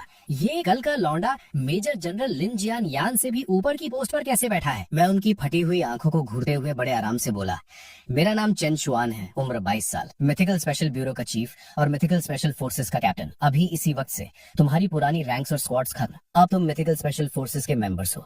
तुम्हारी पावर बाकी किसी भी आर्मी यूनिट से ऊपर होगी और तुम सबको डायरेक्ट मेजर का रैंक दिया जाएगा। तुम लोग ड्रैगन कंट्री की वो फ्रंट लाइन फोर्स बनोगे जो एलियन रेसेस का सामना करेगी। इसका खतरा तुम्हारे पिछले किसी भी मिशन से 1000 गुना ज्यादा होगा। अगर किसी को पीछे हटना है तो वो अभी दरवाजा निकल सकता है। एक बंदा अपनी जगह से नहीं हिला। सारे स्पेशल फोर्सेस कमांडोज एकदम मूर्ति की तरह खड़े थे। मेरी आंखों में एकदम फुल कॉन्फिडेंस के साथ झांक रहे थे। ये देखकर मैं सेटिस्फाइड हो गया और मैंने हाँ में सिर हिलाया। फिर मैंने अपना हाथ हवा में घुमाया और अचानक 6 बड़ी बड़ी पत्थर की चट्टानें जिन पर अजीब से सिंबल्स बने थे हॉल के बीच में प्रकट हो गई। हवा में से अचानक पत्थर आते देख मौत से खेलने वाले इन खतरनाक कमांडोज की भी आंखें फटी की फटी रह गई। बस उनकी खतरनाक विल पावर ने किसी तरह उन्हें चिल्लाने से रोक लिया था। उसके बाद मेरे ऑर्डर पर सबने एक लाइन बनाई और अवेकनिंग रूम के आगे खड़े हो गए। सबसे पहला बंदा जो आगे आया वो था शार्प ब्लेड का कैप्टन जिया पिंगवू। वो इन कमांडोज के बीच भी एब्सोल्यूट बॉस था। मैंने देखा कि जिया पिंगवू ने अपने छाले पड़े हुए चौड़े हाथ को अवेकनिंग स्टोन पर रखा। ओम एक जोरदार साउंड आई और उसी पल उस पत्थर पर बने वो अजीब सिंबल्स जैसे जिंदा होकर चमकने लगे। एक मस्त पर्पल लाइट ने पूरे हॉल को अपने अंदर लपेट लिया। फिर जिया पिंगबू की बॉडी उस लाइट के ककून में कवर हो गई और एकदम चमकने लगी। बाकी कमांडोज ये जादू जैसा सीन देखकर अपना कंट्रोल खो बैठे और हैरानी से चिल्लाकर बातें करने लगे। यहाँ तक कि लिन जियान ये और लिन डोंग जिन्होंने मेरी फाड़ू पावर देखी थी वो भी होश उड़ाए खड़े थे। सिर्फ मैं था जो हल्के से मुस्कुरा रहा था। क्या बात है, पहले ही बंदे ने लेजेंडरी प्रोफेशन अवेकन कर लिया। सच में शार्प ब्लेड का कैप्टन कहलाने के लायक है। भले ही अभी मेरी पूरी बॉडी के आइटम्स मिथिकल लेवल के थे, पर रियल लाइफ में मिथिकल प्रोफेशन पाना प्रैक्टिकली नामुमकिन था। लेजेंडरी प्रोफेशन मिलना भी लाखों में एक था। एक आम आदमी के लिए तो एडवांस प्रोफेशन मिलना ही बहुत बड़ी बात थी। कुछ देर बाद वो चमक गायब हो गई। जिया पिंगू के चेहरे पर एकदम खतरनाक खुशी थी और वो पीछे चलकर आया। अपने प्रोफेशन को अवेकन करते ही उसे अंदर से फील हो रहा था कि वो कितना पावरफुल हो गया है। वो अपने पहले वाले वर्जन से कम कई गुना ज्यादा ताकतवर था। कौन सा प्रोफेशन मिला तुम्हें? मैंने जिया पिंगू की तरफ देखकर पूछा। हालांकि मैं उस लाइट के कलर से प्रोफेशन का लेवल समझ गया था, पर ये नहीं देख सकता था कि एग्जैक्ट प्रोफेशन कौन सा है। जिया पिंगू ने जरा सा भी टाइम वेस्ट नहीं किया, एकदम स्ट्रेट खड़ा हुआ और सल्यूट मारते हुए बोला, रिपोर्टिंग सर, मैंने combat type legendary profession awaken किया है, होली कॉम्बैट वॉरियर। मैंने तारीफ करते हुए सिर हिलाया। बहुत सही, जाओ साइड में जाके एक्सपर्ट्स के साथ उनकी रिसर्च में मदद करो। फिर मैं बाकी कमांडोज की तरफ घुमा और जोर से चिल्लाया, नेक्स्ट। ये प्रोफेशन अवेकनिंग का सीन पूरे 2.5 घंटे चला। मेरे लिए सबसे मस्त सरप्राइज ये था कि उन 600 स्पेशल फोर्सेज में से 20 लोगों को लेजेंडरी प्रोफेशन मिला। रेयर प्रोफेशन वाले लगभग 200 थे और बाकी सबको मिनिमम एडवांस्ड प्रोफेशन मिला था। ऊपर से उन सबको ऑलमोस्ट कॉम्बैट टाइप प्रोफेशन ही मिले थे। सिर्फ कुछ ही लोग ऐसे थे जिन्हें सपोर्ट टाइप मिला। लेकिन इन सब में जिसने मेरा सबसे ज्यादा फोकस खींचा वो था ड्रैगन सोल स्पेशल स्क्वाड का कैप्टन ये वेन ताओ। उसने एक लेजेंडरी हिडन प्रोफेशन अवेकन किया था, होली एरे मास्टर। ये कॉम्बैट टाइप प्रोफेशन था जिसमें एरे फॉर्मेशंस के लिए एक्सट्रीम लेवल का टैलेंट था। फॉर्मेशन सेट करने की उसकी स्पीड किसी भी नॉर्मल एरे मास्टर से कई गुना तेज थी और जो एरेज वो बनाता था उनकी डिस्ट्रक्टिव पावर अलग ही लेवल पर थी। अभी के टाइम में हमारे ड्रैगन कंट्री के लिए इस प्रोफेशन की इंपॉर्टेंस मेरी पावर के बाद सेकंड नंबर पर थी, क्योंकि आखिर में अगर ये वेन ताओ के बनाए हुए एरेज की सिक्योरिटी मिली तो ड्रैगन कंट्री के 34 डिफेंस जोन्स की सेफ्टी डबल ट्रिपल हो जाएगी। अगर वो एरेज हाई लेवल मॉन्स्टर्स को पूरी तरह रोक नहीं भी पाए तब भी कम से कम मेरे वहां पहुंचकर बचाने के लिए वक्त तो निकाल ही लेंगे। उसके बाद मैंने स्टोर से खरीदी हुई एक्सपीरियंस पिल्स निकाली और उन सब में बांध दी। जैसे उन सब ने वो खाकर अपना लेवल अप किया, मैं उनके सामने खड़ा हुआ और जोरदार आवाज में बोला, साथियों तुम्हें क्या लगता है, क्या तुम पावरफुल हो? यस सर, एक कमांडो ने फाड़ आवाज में चीख कर जवाब दिया। एक आम आदमी या यहाँ तक कि पूरे ब्लू स्टार के लिए हाँ तुम लोग सच में भौकाल हो, लेकिन हमारे फ्यूचर के दुश्मनों के आगे तुम अभी भी नल्ले हो, एकदम कीड़े मकोड़ों से भी ज्यादा कमजोर। मेरे इतना बोलते ही मैं सच में फील कर सका था कि उनके चेहरों पर गुस्सा और हम किसी से कम नहीं वाला एटीट्यूड आ गया था। लेकिन उनका ये झूठा कॉन्फिडेंस तोड़ने के चक्कर में मैंने अपने बोलने का तरीका जरा भी सॉफ्ट नहीं किया, क्योंकि अब वो मिथिकल स्पेशल फोर्सेस के मेंबर्स थे, इसलिए उनका पूरा हक बनता था असली रियलिटी जानने का। 5 दिन बाद, या स्ट्रिक्टली बोलूं तो ठीक 4.5 दिन बाद, मिथिकल एरा इस ब्लू स्टार पर उतर आएगा। उस वक्त जिन राक्षसों से तुम्हारा पाला पड़ेगा उनकी साइज हजारों मीटर्स लंबी होगी। अब बताओ, क्या अभी भी लगता है तुम भौकाल हो? मेरी आवाज गूंजते ही सारे मेंबर्स के होश उड़ गए। उनके चेहरों पर सख्त डर साफ दिख रहा था। भले ही उन्होंने मौत का खेल खेला हुआ था, और आज जब उन्होंने इस रुला देने वाली सच्चाई को सुना तो उन सबकी पैंट गीली हो गई। मेरी उम्मीद है कि तुम लोग अपने अंदर के इस घमंड और जल्दबाजी को दबा दोगे और खुद की ट्रेनिंग को आग लगा दोगे। ये अचानक मिली पावर से चौड़े मत घूमना। तुम सब हमारे ड्रैगन कंट्री की आखिरी उम्मीद हो। तुम ही इस जनता की बुनियाद हो। फिर मैंने जो मॉन्स्टर एनसाइक्लोपीडिया तैयार करके रखी थी वो उनके हाथों में पकड़ा दी। अब आगे का सुनो। मुझे घंटा फर्क नहीं पड़ता कि तुम इसे रटा मारते हो या किसी और तरीके से याद करते हो, पर इस बुक की हर इन्फॉर्मेशन तुम्हारे दिमाग में प्रिंट हो जानी चाहिए। सोचो, अगर तुम्हारे सामने इनमें से कोई मॉन्स्टर आ गया तो तुम उसे टपकाने के लिए क्या करोगे? अपनी बात खत्म करके मैंने वहाँ और टाइम वेस्ट नहीं किया। मैंने ये वेंताओ को इशारा किया और लिन टोंग को लेकर वापस अपने ऑफिस निकल लिया, क्योंकि अब मेरे पास एक ऐसी चीज थी जो इस सब से भी कई। मैंने पूछा, ये वेंताओ तुमने कौन सा स्किल अवेकन किया है? ये वेंताओ ने कड़ी आवाज में जवाब दिया, रिपोर्टिंग चीफ, मैंने legendary skill Bafang sword array awaken किया है। ये सुनते ही मेरी आंखों में एक सुनहरी चमक आ गई। बाफांग स्वॉर्ड एरे, इस स्वॉर्ड फॉर्मेशन की पावर एकदम भौकाल होती है। हमारे डिफेंस जोन्स की सिक्योरिटी के लिए इससे बढ़िया कुछ और हो ही नहीं सकता था। मैंने तुरंत ऑर्डर दिया, इस बाफांग स्वॉर्ड एरे को सेट करने के लिए क्या क्या मटेरियल्स चाहिए, फटाफट एक लिस्ट बना कर दो। जैसे ही लॉजिस्टिक्स डिपार्टमेंट वो सामान जमा कर लेगा, तुम तुरंत 34 डिफेंस जोन्स में जाओगे और इस फॉर्मेशन को सेट करोगे। टाइम बहुत कम है, अभी के अभी निकल जाओ। ये वेंताओ ने कड़क सल्यूट मारा और बोला, यस सर, और तुरंत वहाँ से निकल गया। तभी लिन टोंग मेरे पास दौड़ते हुए आई और बोली, चीफ, एक प्रॉब्लम आ गई है जिसे शायद आपको खुद आके हैंडल करना पड़ेगा। मैं थोड़ा कंफ्यूज हो गया। सारे मेन अरेंजमेंट्स तो लगभग सेट हो चुके थे, अब अचानक ऐसी क्या इमरजेंसी आ गई? उसने आगे बताया, आपके पिताजी जिद पर अड़े हैं कि उन्हें आर्मी ज्वाइन करनी है। उन्होंने तो ड्राफ्ट ऑफिस वालों के साथ लगभग हाथापाई ही कर दी थी। जब से मैं स्पेशल ब्यूरो का चीफ बना था, मेरे माँ बाप को सीक्रेटली प्रोटेक्ट किया जा रहा था। उन्हें मेरी ये नई पावर्स और इस नई लाइफ के बारे में कुछ भी पता नहीं था। देश की ये लेटेस्ट भर्ती सिर्फ 40 साल से कम उम्र वालों के लिए थी। मेरे पिताजी चैन ल्यूजन की उम्र तो कब की उस लिमिट को क्रॉस कर चुकी थी, और उनका आर्मी ज्वाइन करने का जोश एकदम हाई था। आखिर वो 10 साल मिलिट्री में सर्व कर चुके वेटरन सोल्जर थे, इसीलिए ड्राफ्ट ऑफिस वाले भी उन्हें सख्ती से रिजेक्ट नहीं कर पा रहे थे। और मामला घूम फिर कर मेरी टेबल पर आ गया। कसम से उस पल मेरा दिमाग एकदम उड़ गया था। घर का मामला सुलझाना सबसे मुश्किल काम होता है। देश के रूल्स के हिसाब से मेरे बूढ़े बाप जो ऑलमोस्ट 50 साल के थे, उनकी कोई रिक्वायरमेंट नहीं थी। और अगर ओपनली सोचूं तो आने वाली ये जंग इतनी भयानक और खूंखार होने वाली थी कि मैं किसी भी कीमत पर अपनी फैमिली को इस तबाही से सेफ रखना चाहता था। असली बात तो ये थी कि ड्रैगन कंट्री में हम जैसे हजारों जवान खून वाले तैयार बैठे थे, तो फिर हम अपने बड़े बुजुर्गों को बॉर्डर पर मौत के मुंह में कैसे भेज सकते थे? अब उनका टाइम आराम करने का था। मैंने अपना सिर उठाया और लिन टोंग से पूछा, क्या और भी ऐसे वेटरन्स हैं जो जबरदस्ती भर्ती होने की डिमांड कर रहे हैं? वो थोड़ा हैरान होकर बोली, बहुत सारे सर। लोगों का जोश हमारी इमेजिनेशन से भी कहीं ज्यादा है, चाहे कोई भी उम्र हो। अगर कोई वेटरन सोल्जर है तो वो किसी न किसी तरह लाइन में लगकर आर्मी ज्वाइन करने को मर रहा है। ये सुनकर मेरा सीना गर्व से चौड़ा हो गया। क्या आग है मेरे देश वालों में। जब आम जनता की हिम्मत ऐसी हो तो ऐसी कौन सी आफत है जिसे हमारी ड्रैगन कंट्री हरा नहीं सकी। थोड़ी देर चुप रहने के बाद मैंने ऑर्डर दिया, ड्राफ्ट ऑफिस से कहो कि एक नोटिस पब्लिक करे और इस रूल के पीछे का एग्जैक्ट रीजन सबको क्लियर करे। इन वेटरन्स का दिल नहीं टूटना चाहिए। रही बात मेरे पिताजी की, मैं खुद उन्हें कॉल करके हैंडल करता हूँ। लिन टोंग ने सल्यूट करते हुए कहा, यस चीफ, और ऑर्डर मिलते ही निकल गई। मैंने आराम से अपना फोन निकाला और उन्हें डायल किया। फोन उठाते ही उस पार से वो जानी पहचानी बिंदास आवाज आई, ओए नालायक, आधे महीने से एक कॉल नहीं किया तूने, तो आसमान में उड़ रहा है क्या? कोई लड़की वड़की मिली या नहीं? उनकी बात सुनकर मेरी स्माइल निकल गई। बिल्कुल वही ओरिजिनल फ्लेवर। मैंने पूछा, मैंने सुना आप फिर से आर्मी ज्वाइन करने जा रहे हो? वो गर्व से बोले, तो और क्या, देश को अभी हमारी जरूरत है। मैं 10 साल का वेटरन हूँ, इस वक्त पीछे हटने का तो सवाल ही नहीं बनता। मैंने उन्हें समझाते हुए बताया, पर आप इस बार लेट हो गए बॉस। आपके इस बेटे ने आपसे पहले ही मिलिट्री ज्वाइन कर ली है। अगर हम बाप बेटे दोनों फ्रंट लाइन पे चले गए तो माँ को अकेला कौन देखेगा? इस बार आप चुपचाप घर पर आराम से बैठो। आपके हिस्से की लड़ाई इस बार आपका बेटा लड़ेगा। मुझे अपने बाप की वो जिद्दी खच्चर वाली आदत अच्छे से पता थी। नॉर्मल तरीके से वो मानने वाले थे ही नहीं। चेन ल्यूजन गुस्से से चिल्लाए, तू बेवकूफ है क्या? पागलपंती बनकर और अभी के अभी घर वापस आ। हमारी चेन फैमिली का एक ही इकलौता बेटा है तू। मुझे अपना पोता देखना है भी। मैंने बिल्कुल शांत आवाज में कहा, अब कुछ नहीं हो सकता पिताजी। आप खुद एक वेटरन हो, आपको अच्छे से पता है कि आर्मी भगोड़ों का क्या हाल करती है। मेरी इस एक ठंडी लाइन ने चेन ल्यूजन को एकदम चुप करवा दिया। फोन पर सन्नाटा छा गया। काफी देर बाद उन्होंने धीमी आवाज में बोला, बेटा अपना ख्याल रखना, ट्रेनिंग अच्छे से करना, ग्राउंड में ज्यादा पसीना बहाओगे तो असली बैटल में कम खून बहेगा। तेरी माँ और मैं तेरे जीत कर घर लौटने का इंतजार करेंगे। उनकी इस भाषणबाजी से मेरा दिल भर आया। आज ड्रैगन कंट्री में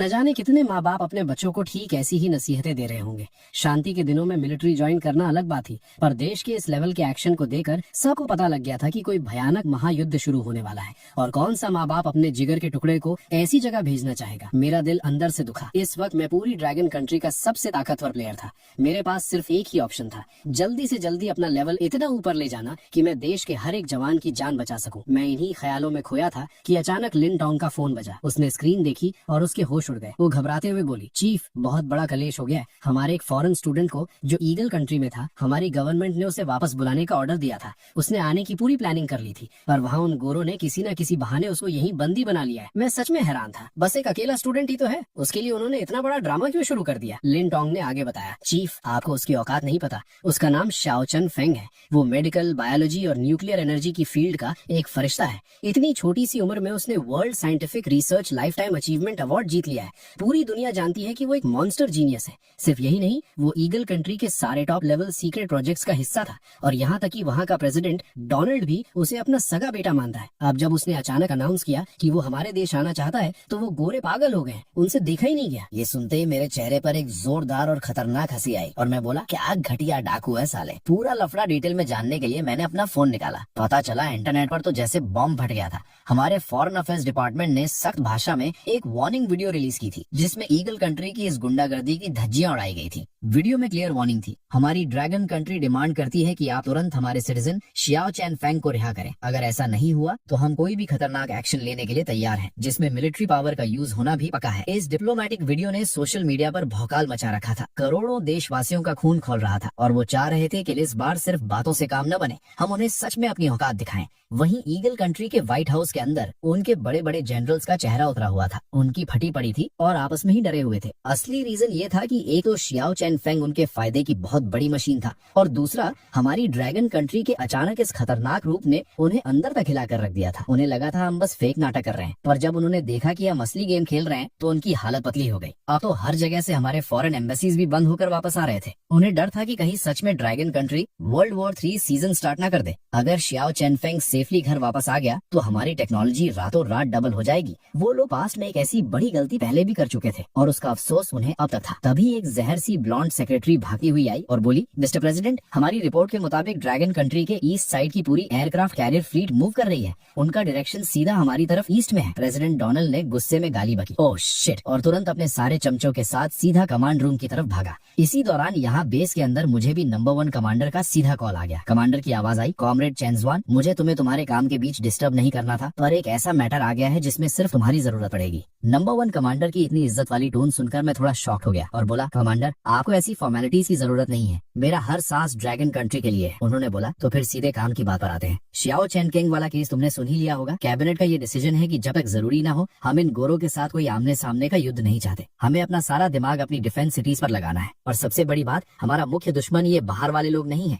बल्कि अगले कुछ ही दिनों में स्टार्ट होने वाला मिथिकल एरा है। इसीलिए हमारी मांग है कि तुम सीक्रेटली बिना किसी ऑफिशियल टैग के जाओ और शियाओ चैन फेंग को निकाल कर लाओ। थोड़ा सोचने के बाद मैं सीरियस होकर बोला, कमांडर मेरे पास एक मस्त आइडिया है। हमने अभी अभी मिथिकल स्पेशल फोर्सेस बनाई है, क्यों ना इन ईगल कंट्री वालों पर उनकी लाइव प्रैक्टिस करवाई जाए। उन्हें ही भेजते हैं ये काम निपटाने। सच बोलूं तो जिस लेवल पर मेरी पावर अब आ चुकी थी, चुपचाप वहां घुसना और शियाओ चैन फेंग को उठाना मेरे लिए एकदम बच्चों का खेल था। जब तक वहां के मिलिट्री वाले सीधा न्यूक्लियर लेवल के वेपन्स नहीं गिराते, उनकी नॉर्मल चिल्लर बंदूकें मेरे शरीर को टच भी नहीं कर सकती थी। हद से हद एक मिसाइल शायद मुझे थोड़ा खरोच सकती थी, उससे ज्यादा कुछ नहीं। नंबर 1 कमांडर ने हाँ में सिर हिलाया और कहा, ठीक है, पर एक बात ध्यान में रखना, इस मिशन का इकलौता टारगेट शियाओ चैन फेंग को जिंदा और सेफ वापस लाना है। उन गोरों के साथ फालतू दुश्मनी पालने में वक्त बर्बाद मत करना। हमारे पास इधर बहुत और काम पेंडिंग है। मैंने जवाब दिया, ऑर्डर रिसीव्ड सर। फोन करते ही मैं सीधा स्पेशल फोर्सेस बेस के लिए निकल गया। बेस हॉल में कदम रखते ही मेरी भारी आवाज गूंजी, सब लाइन में लगो और असेंबल हो जाओ। जो लड़के जमीन पर आराम से बैठकर बातें कर रहे थे, वो एक झटके में स्प्रिंग की तरह उठे और नैनो सेकंड्स में लाइन बनाकर खड़े हो गए। मैंने ऑर्डर दिया, जियापिंगू, चंडिंग, वांगहू, शावान, तुम सातों मेरे साथ चलोगे, बाकी सारे यहीं पर कमांड का इंतजार करेंगे और ट्रेनिंग कंटिन्यू रखेंगे। ये जो 7 लड़के मैंने सिलेक्ट किए थे वो अपनी फोर्स के एलीट कैप्टन्स थे और इन सब के पास लेजेंड लेवल की क्लास पावर्स थी। अगर मेरे साथ होने के बावजूद ये लोग एक स्टूडेंट को नहीं बचा पाए तो भाई साहब मिथिकल एरा के उन दरिंदों का सामना करना तो दूर की बात थी। फ्लाइट टेक ऑफ होने के बाद मैंने उन्हें मिशन की सच्चाई बताई और कहा, ईगल कंट्री के कमीनों ने हमारे एक स्टूडेंट को उड़वा लिया है और अपने देश में दबोच रखा है। ऊपर से ऑर्डर है कि हमें उस बंदे को निकालना है। तुम्हारी क्लास अवेकनिंग के बाद ये पहला बड़ा टेस्ट है। ऐसा खेल खेलना कि मुझे उंगली तक उठानी ना पड़े। मेरी इस कड़क बात को सुनकर जिया पिंगवू और बाकी सारे चुप रहे, पर उन सब के अंदर जो जंग लड़ने की भूख और आग थी वो पूरे प्लेन में फील की जा सकती थी। कुछ घंटों बाद लगातार हवा में रहने पर ड्रैगन कंट्री का टाइम रात का हो चुका था। अचानक आसमान में उस प्लेन के अंदर बैठा हुआ मैं अपने अंदर लेवल्स बढ़ने का एक तगड़ा फीडबैक फील करने लगा। इस बार सिस्टम मेरी क्लास को लेवल 80 के पार पुश कर रहा था। मेरे पूरे जिस्म में की और पावर की ऐसी तूफानी बाढ़ आ गई कि मेरा दिमाग चक्कर खा गया। अगर मैं पूरी जान लगाकर उस उबलती हुई एनर्जी को कंट्रोल नहीं करता तो शायद ये फ्लाइट हवा में ही भस्म हो जाती। 10 मिनट बाद जब सिस्टम शांत हुआ, मैं अपने अंदर का वो आग उगलता हुआ पावर महसूस कर रहा था।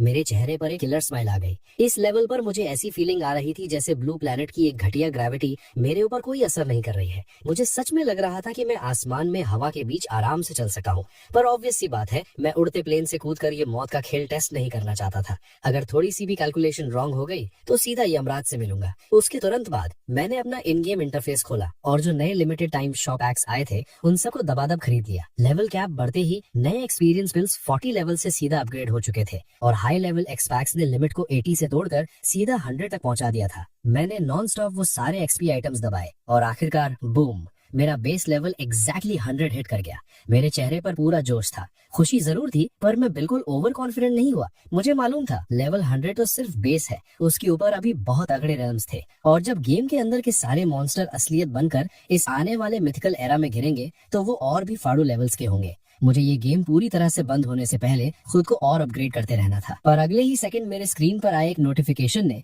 मेरा सारा मूड चौपट कर दिया। डिंग, सिस्टम आपको लेवल 100 क्रॉस करने पर बधाई देता है। अब आप एक मुकम्मल केओस स्वॉर्ड मास्टर बन चुके हैं। अब से आगे आपका लेवल किसी भी आर्टिफिशियल आइटम या एक्सपीरियंस बिल से नहीं बढ़ेगा।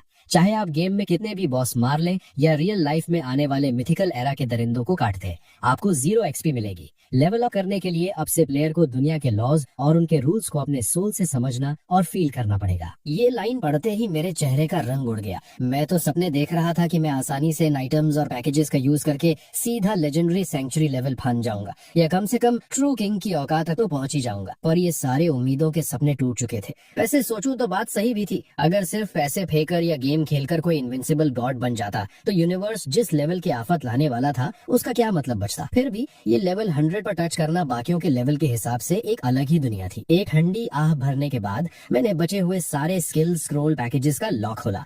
मैंने अपने अवेकेंड 5 के 5 करियर स्किल्स पर वो स्क्रॉल्स ठेल दिए और उन सबको भी लेवल 100 तक छाप दिया। उसके बाद ही मैं शांत हुआ। हमारी फ्लाइट अब फाइनली समुंदर क्रॉस करके औकात वाले लोगों के देश ईगल कंट्री पहुंच चुकी थी। उस वक्त लॉस एंजलिस के आउटस्कर्ट एरिया की एक आलीशान कोठी में एक पतला और सीधा सा दिखने वाला जवान लड़का शांत खड़ा होकर वर्ल्ड मैप को घूर रहा था। बाहर से देखने पर कोठी एकदम आम लग रही थी, पर ग्राउंड के उस पूरे आंगन और डार्कनेस में सैकड़ों fully geared commandos heavy guns लेकर वहां किसी चिड़िया को भी उड़ने नहीं दे रहे थे। रूम के अंदर एक गोरी सुपर हॉट ब्लॉन्ड आइटम हाथ में 2 लाल वाइन के ग्लासेस लिए ठुमक ठुमक कर उस लड़के के पास चल कर आई। उसने प्यार से पूछा, मेरे जियाओ एक घूंट लेने का मूड है? जियाओ शेनफेंग ने अपना हाथ बढ़ाया और चुपचाप ग्लास पकड़ लिया। उसने एक भी शब्द नहीं कहा। उस गोरी औरत ने अपने लाल होठों से ग्लास को चुकाया और एक आशिकाना मखमली आवाज में बोली, मेरे जियाओ तुम इतनी जिद क्यों करते हो ड्रैगन कंट्री वापस जाने की? यहाँ की लग्जरी में क्या बुराई है? यहाँ एक आजाद हवा है। अगर तुम हाँ कर दो तो एक सेकंड में तुम्हें ग्रीन कार्ड, डायरेक्ट $100 बिलियन और उसके साथ ये खूबसूरत आइटम हमेशा के लिए मिल जाएगी। अचानक से उसने अपना पूरा जिस्म उसके पास सरका दिया। अगर वहाँ किसी नॉर्मल बंदे का दिमाग होता तो वो कब का पिघल कर घुटने टेक चुका होता, पर हमारा जियाओ शेनफेंग तो किसी साधु बाबा से कम नहीं था, एकदम इमूवेबल। जियाओ शेनफेंग ठंडे दिमाग से बोला, तुम लोग इन बातों को नहीं समझ सकते। देश का रिश्ता अलग होता है। तुम लोग ने मेरी बॉडी को तो इस कमरे में बंद करके रखा है, पर तुम मेरे रूह पर कब्जा नहीं कर सकते। वो लिलिया नाम की आइटम कुछ और नाटक करके उसे पटाने की कोशिश करने ही वाली थी कि अचानक बूम, आसमान फाड़ने वाली एक चिल्लाहट और तूफानी आवाज गूंजी। उसकी तुरंत बाद गोलियों की बरसात और लोगों की माँ बहन की गालियां शुरू हो गईं। बाहर अंधेरे में खड़े कमांडोज अपनी अंधी राइफल्स उठाकर बिना सोचे समझे फायर कर रहे थे। हालांकि उन्होंने सबसे महंगे थर्मल ग्लासेस पहने थे, फिर भी उन्हें डार्कनेस में घंटा कुछ नहीं दिख रहा था। सूश सूश सूश हवा फाड़ते हुए लगातार पत्थर फेंकने की आवाजें आई। सारे कमांडोज की फट के हाथ में आ गई जब उन्होंने अपनी मोटी मोटी आंखों से देखा कि भारी मिट्टी के साथ बड़े बड़े लकड़ी के पेड़ उनके ऊपर मिसाइल की तरह बरस रहे थे। और इससे पहले कि उन्हें छुपने का टाइम मिलता, हवा में साए जैसे दिखने वाले शैडोज उनकी औकात के बाहर स्पीड पर उनके ठीक आगे आकर रुके। बैम! फ्रंट में खड़े एक लीडर शख्स ने इतनी गंदी ताकत से पंच मारा कि उस पूरी कोठी की दीवार फाड़कर वहां एक छेद हो गया। सारे सिक्योरिटी गार्ड्स डर के मारे चिल्लाए, ओ माय गॉड, ये किस कैटेगरी के राक्षस है। यहाँ तक कि उन एलीट फोर्स वालों के सामने जो फिगर्स खड़ी थी, उनकी ताकत के आगे वो सारे मक्खी मच्छर बराबर थे। ये फिगर्स की आने वाली शॉक वेव ही इतनी डेंजर थी कि वो सारे आसानी से धूल चाटने लगे। पलके झपकते ही सारे सिक्योरिटी गार्ड्स या तो अनकॉन्शियस पड़े थे या फिर एक्टिंग करके मरने की नाटक कर रहे थे। उसके तुरंत बाद मैं हीरो की जैसी एंट्री मारते हुए पीछे हाथ रख के उस टूटे कमरे के अंदर चलाया। कोठी के अंदर बाकी पर्सनल गार्ड्स डर के मारे कांपते हुए अपनी राइफल्स मेरी छाती पर एम कर चुके थे। वो चिल्लाकर बोले, शिट, तुम लोग हो कौन? एक स्टेप और आगे रखा तो गोलियों से भून डालूंगा। मैंने उसके डरपोक वार्निंग्स को कचरे में डालकर ठंडा रिस्पॉन्स दिया और जियाओ चेनफेंग की तरफ देखते हुए बोला, मिस्टर जियाओ, चलिए, आपको घर वापस ले जाने आए हैं। ये बातें सुनते ही जियाओ चेनफेंग की एकदम आंसू और इमोशन से हालत पतली हो गई। वो स्ट्रिक्ट जिस्म का लड़का हिलती हुई हालत में कांपने लगा और चेहरे पर आंसू लिए पूरी ताकत से मुझसे हाँ में सर हिलाया। उनकी अप्रूवल देखते ही बूम, मैंने अपना स्किल चलाया, पर देखने वालों को ऐसा फील हुआ जैसे मैं अपनी जगह पर खड़ा ही हूँ। सिर्फ हवा का झोंका सा उड़कर कमांडोज के ठीक सामने पहुंचा। इससे पहले कि वो गोरी फौज एक ट्रिगर खींचती, वो हवा में उड़े और पत्तों की तरह उड़कर बाहर जा गिरे। वो पास खड़ी हॉट लिलिया चुड़ैल की तरह चिल्लाई, हे भगवान, और तुरंत जमीन पर ठंडी पड़कर बेहोश हो गई। मेरे पास उन फालतू कैरेक्टर्स को भाव देने का एक सेकंड का भी टाइम नहीं था। मैंने एक साइन किया और मेरी स्क्वाड उस जियाओ चेनफेंग को कवर करके काली रात में इनविजिबल हो गए। ये पूरा बवाल मचने से लेकर हमारा निकलना सिर्फ 3 मिनट के अंदर एग्जीक्यूट हुआ था। ध्यान रहे, हम इस चुगलखोर ईगल कंट्री के बिल्कुल दिल और सेंटर में खड़े थे। अगर उन लोग को सॉलिड न्यूज मिलती तो उनका पूरा बैकअप भयानक एटम बॉम्ब वाला वेपन उनके घर में भी फोड़ देते। मुझ पर उन बॉम्ब का एक कौड़ी का फर्क नहीं पड़ने वाला था, पर मेरी बाकी टीम वहां राख बन सकती थी। बेस से बाहर हम अपने अंदर कवर एजेंट्स के वैन्स में बैठे और ठीक करीबी समुद्री डॉकयार्ड के लिए निकल लिए। पर रास्ते में लगाए हुए दुनिया भर के कैमरास और उन सारे सीसीटीवी को एक एक करके तोड़ना एक बेवकूफी और टाइम वेस्ट था। अटैक की खबर गोली से भी तेज स्पीड से फैली। लॉस एंजल्स में पड़े सारे आर्मी और लोकल पुलिस रोड पर उतर चुके थे। हाईवेज बैरिकेड कर दिए गए। सबसे भयानक न्यूज एंकर भी गाड़ियां भगाकर ये स्पाइसी कवर करने निकल लिए। उनकी सिक्योरिटी वीक होने का पूरा फायदा उठाकर हमने अपना ट्रक ठीक हार्बर पर टकराकर ब्रेक मारी, पर पीछे मौत की तरह 50 पुलिस कार्स सायरन बजाकर हॉर्न पे हॉर्न ठेल रहे थे और हमारे सर के ऊपर लगातार धुप धुप करती 5 पुलिस हेलीकॉप्टर्स थे। मैंने इस मौत वाले सर्कल के चारों ओर का स्कैनर लिया और ऑर्डर दिया, जियाओ पेंगवू, तुम सारे लोग आगे बढ़ो और मिस्टर जियाओ को सेफ उस शिप में लॉक करो। जियाओ पेंगवू ने यह सुनते ही अपना चेहरा उतारा और शक्ल पलट ली। वो मेरी पोजीशन और असलियत को क्लियर जानते थे। मैं ड्रैगन कंट्री के लिए एक उस साइंटिस्ट या उस पूरे स्क्वाड के लेवल पर भगवान की लेवल वाला जरूरी पीस था। वो जिद करते हुए बोला, सर, मैं इन लोग के सामने ब्लॉक बंद कर रुकूंगा, आप प्लीज सेफ उस पर फ्लाइट बोर्ड करें। मैंने एकदम एंग्री विलन लुक उस पर मारा और चिल्ला के गुस्सा किया, अबे जो ऑर्डर दिया है वो फॉलो कर, ये सब चिंदी चोर मिलकर मुझे नहीं रोक सकते।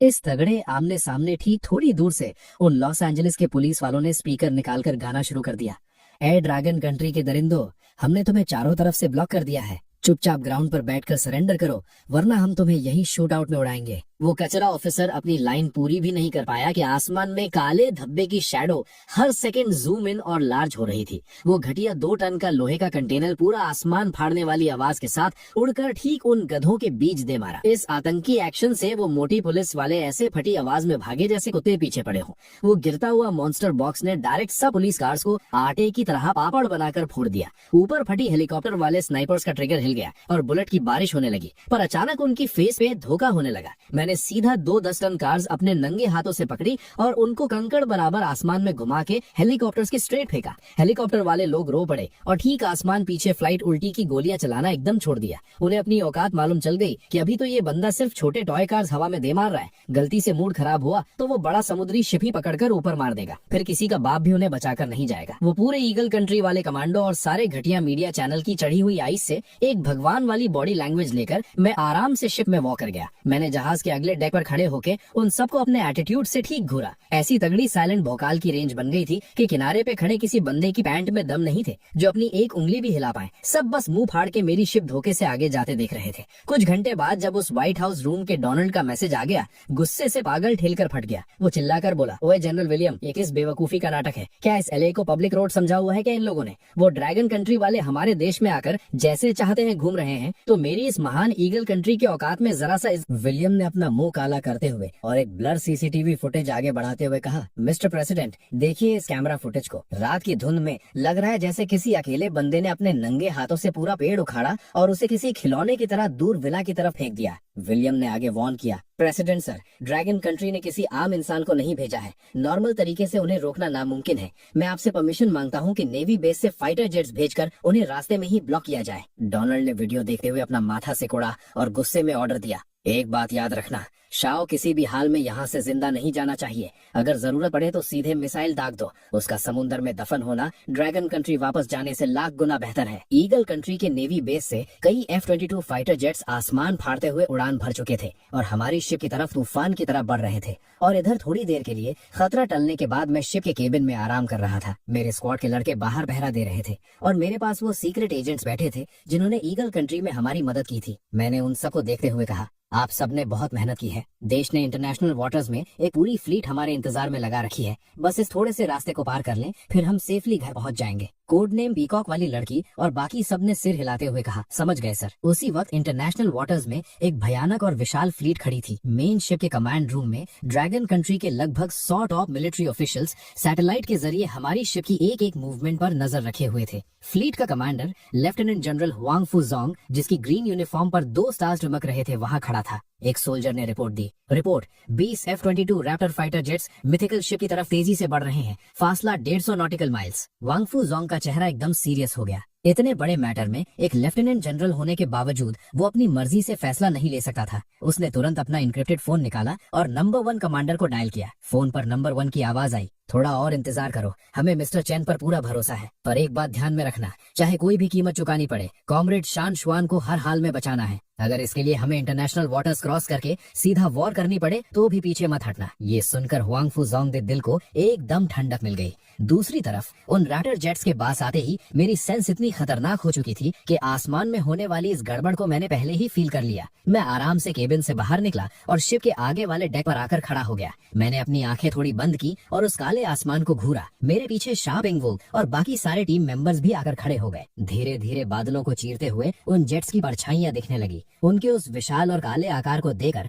मेरी टीम के सभी लोग अंदर तक हिल गए। अचानक शार्प इंगवू का चेहरा डर से सफेद पड़ गया और वो चिल्लाया, कैप्टन कूदो जल्दी। अगले ही सेकंड आसमान से आग उगलता हुआ एक मिसाइल सीधा शूटिंग स्टार की तरह हमारी तरफ गिरने लगा। किसी ने सपने में भी नहीं सोचा था कि ईगल कंट्री वाले इतने कमीने होंगे कि बिना कोई वार्निंग दिए सीधा मिसाइल फायर कर देंगे। एक भयानक मौत का खतरा मेरे सामने था और जवाब देने का टाइम भी नहीं था। पर फिर बूम, मेरी बॉडी एक फ्लैश की तरह अपनी जगह से गायब हो गई और हवा में टेलीपोर्ट होकर उस मिसाइल के ठीक सामने प्रकट हुई। मैंने हवा में एक तगड़ा बाइसिकल किक मारा। वो मिसाइल जो आग उगा रहा था मेरे एक लात से फुटबॉल की तरह रिवर्स उड़ता हुआ गया और समुद्र में दूर जाकर ब्लास्ट हो गया। उसके बाद मैं हवा में लगातार फ्लैश होता रहा। स्वूश स्वूश, एक के बाद एक मिसाइल्स आसमान से समुद्र में गिरती रही और पानी पर भयानक एक्सप्लोजन्स होने लगे, जिससे सुनामी जैसी लहरें उठने लगी। पहली वेव का खतरा खत्म होते ही मैं टेलीपोर्ट होकर वापस शिप के सेंटर में आया। मैंने अपने नंगे हाथों से शिप के उस लोहे के फ्लैग पोल, झंडे के डंडे को उखाड़ लिया और फिर जैवलिन थ्रो की तरह पूरी ताकत से उस डंडे को आसमान में फेंक दिया। मेरी पावर इतनी भयानक थी कि हवा में सोनिक बूम फटी। सबसे आगे उड़ने वाला वो F-22 जेट रिएक्ट भी नहीं कर पाया और वो डंडा उसके बीचों बीच आर पार हो गया। आसमान में वो जेट एक दिवाली के पटाखे की तरह फटकर राख हो गया। ये सब होने में 10 सेकंड से भी कम टाइम लगा था। मेरे इस मौत के खेल को देखकर चाहे शिप पर खड़ा शियापिंग वू हो या फ्लीट में बैठा हुआंग फुजोंग या फिर लाइव सैटेलाइट देख रहा वो गोरा डोनाल्ड, सब के सब शॉक्ड होके पत्थर की मूर्ति बन गए। और उन फाइटर जेट्स को उड़ाने वाले पायलट्स की तो आत्मा ही निकल गई थी।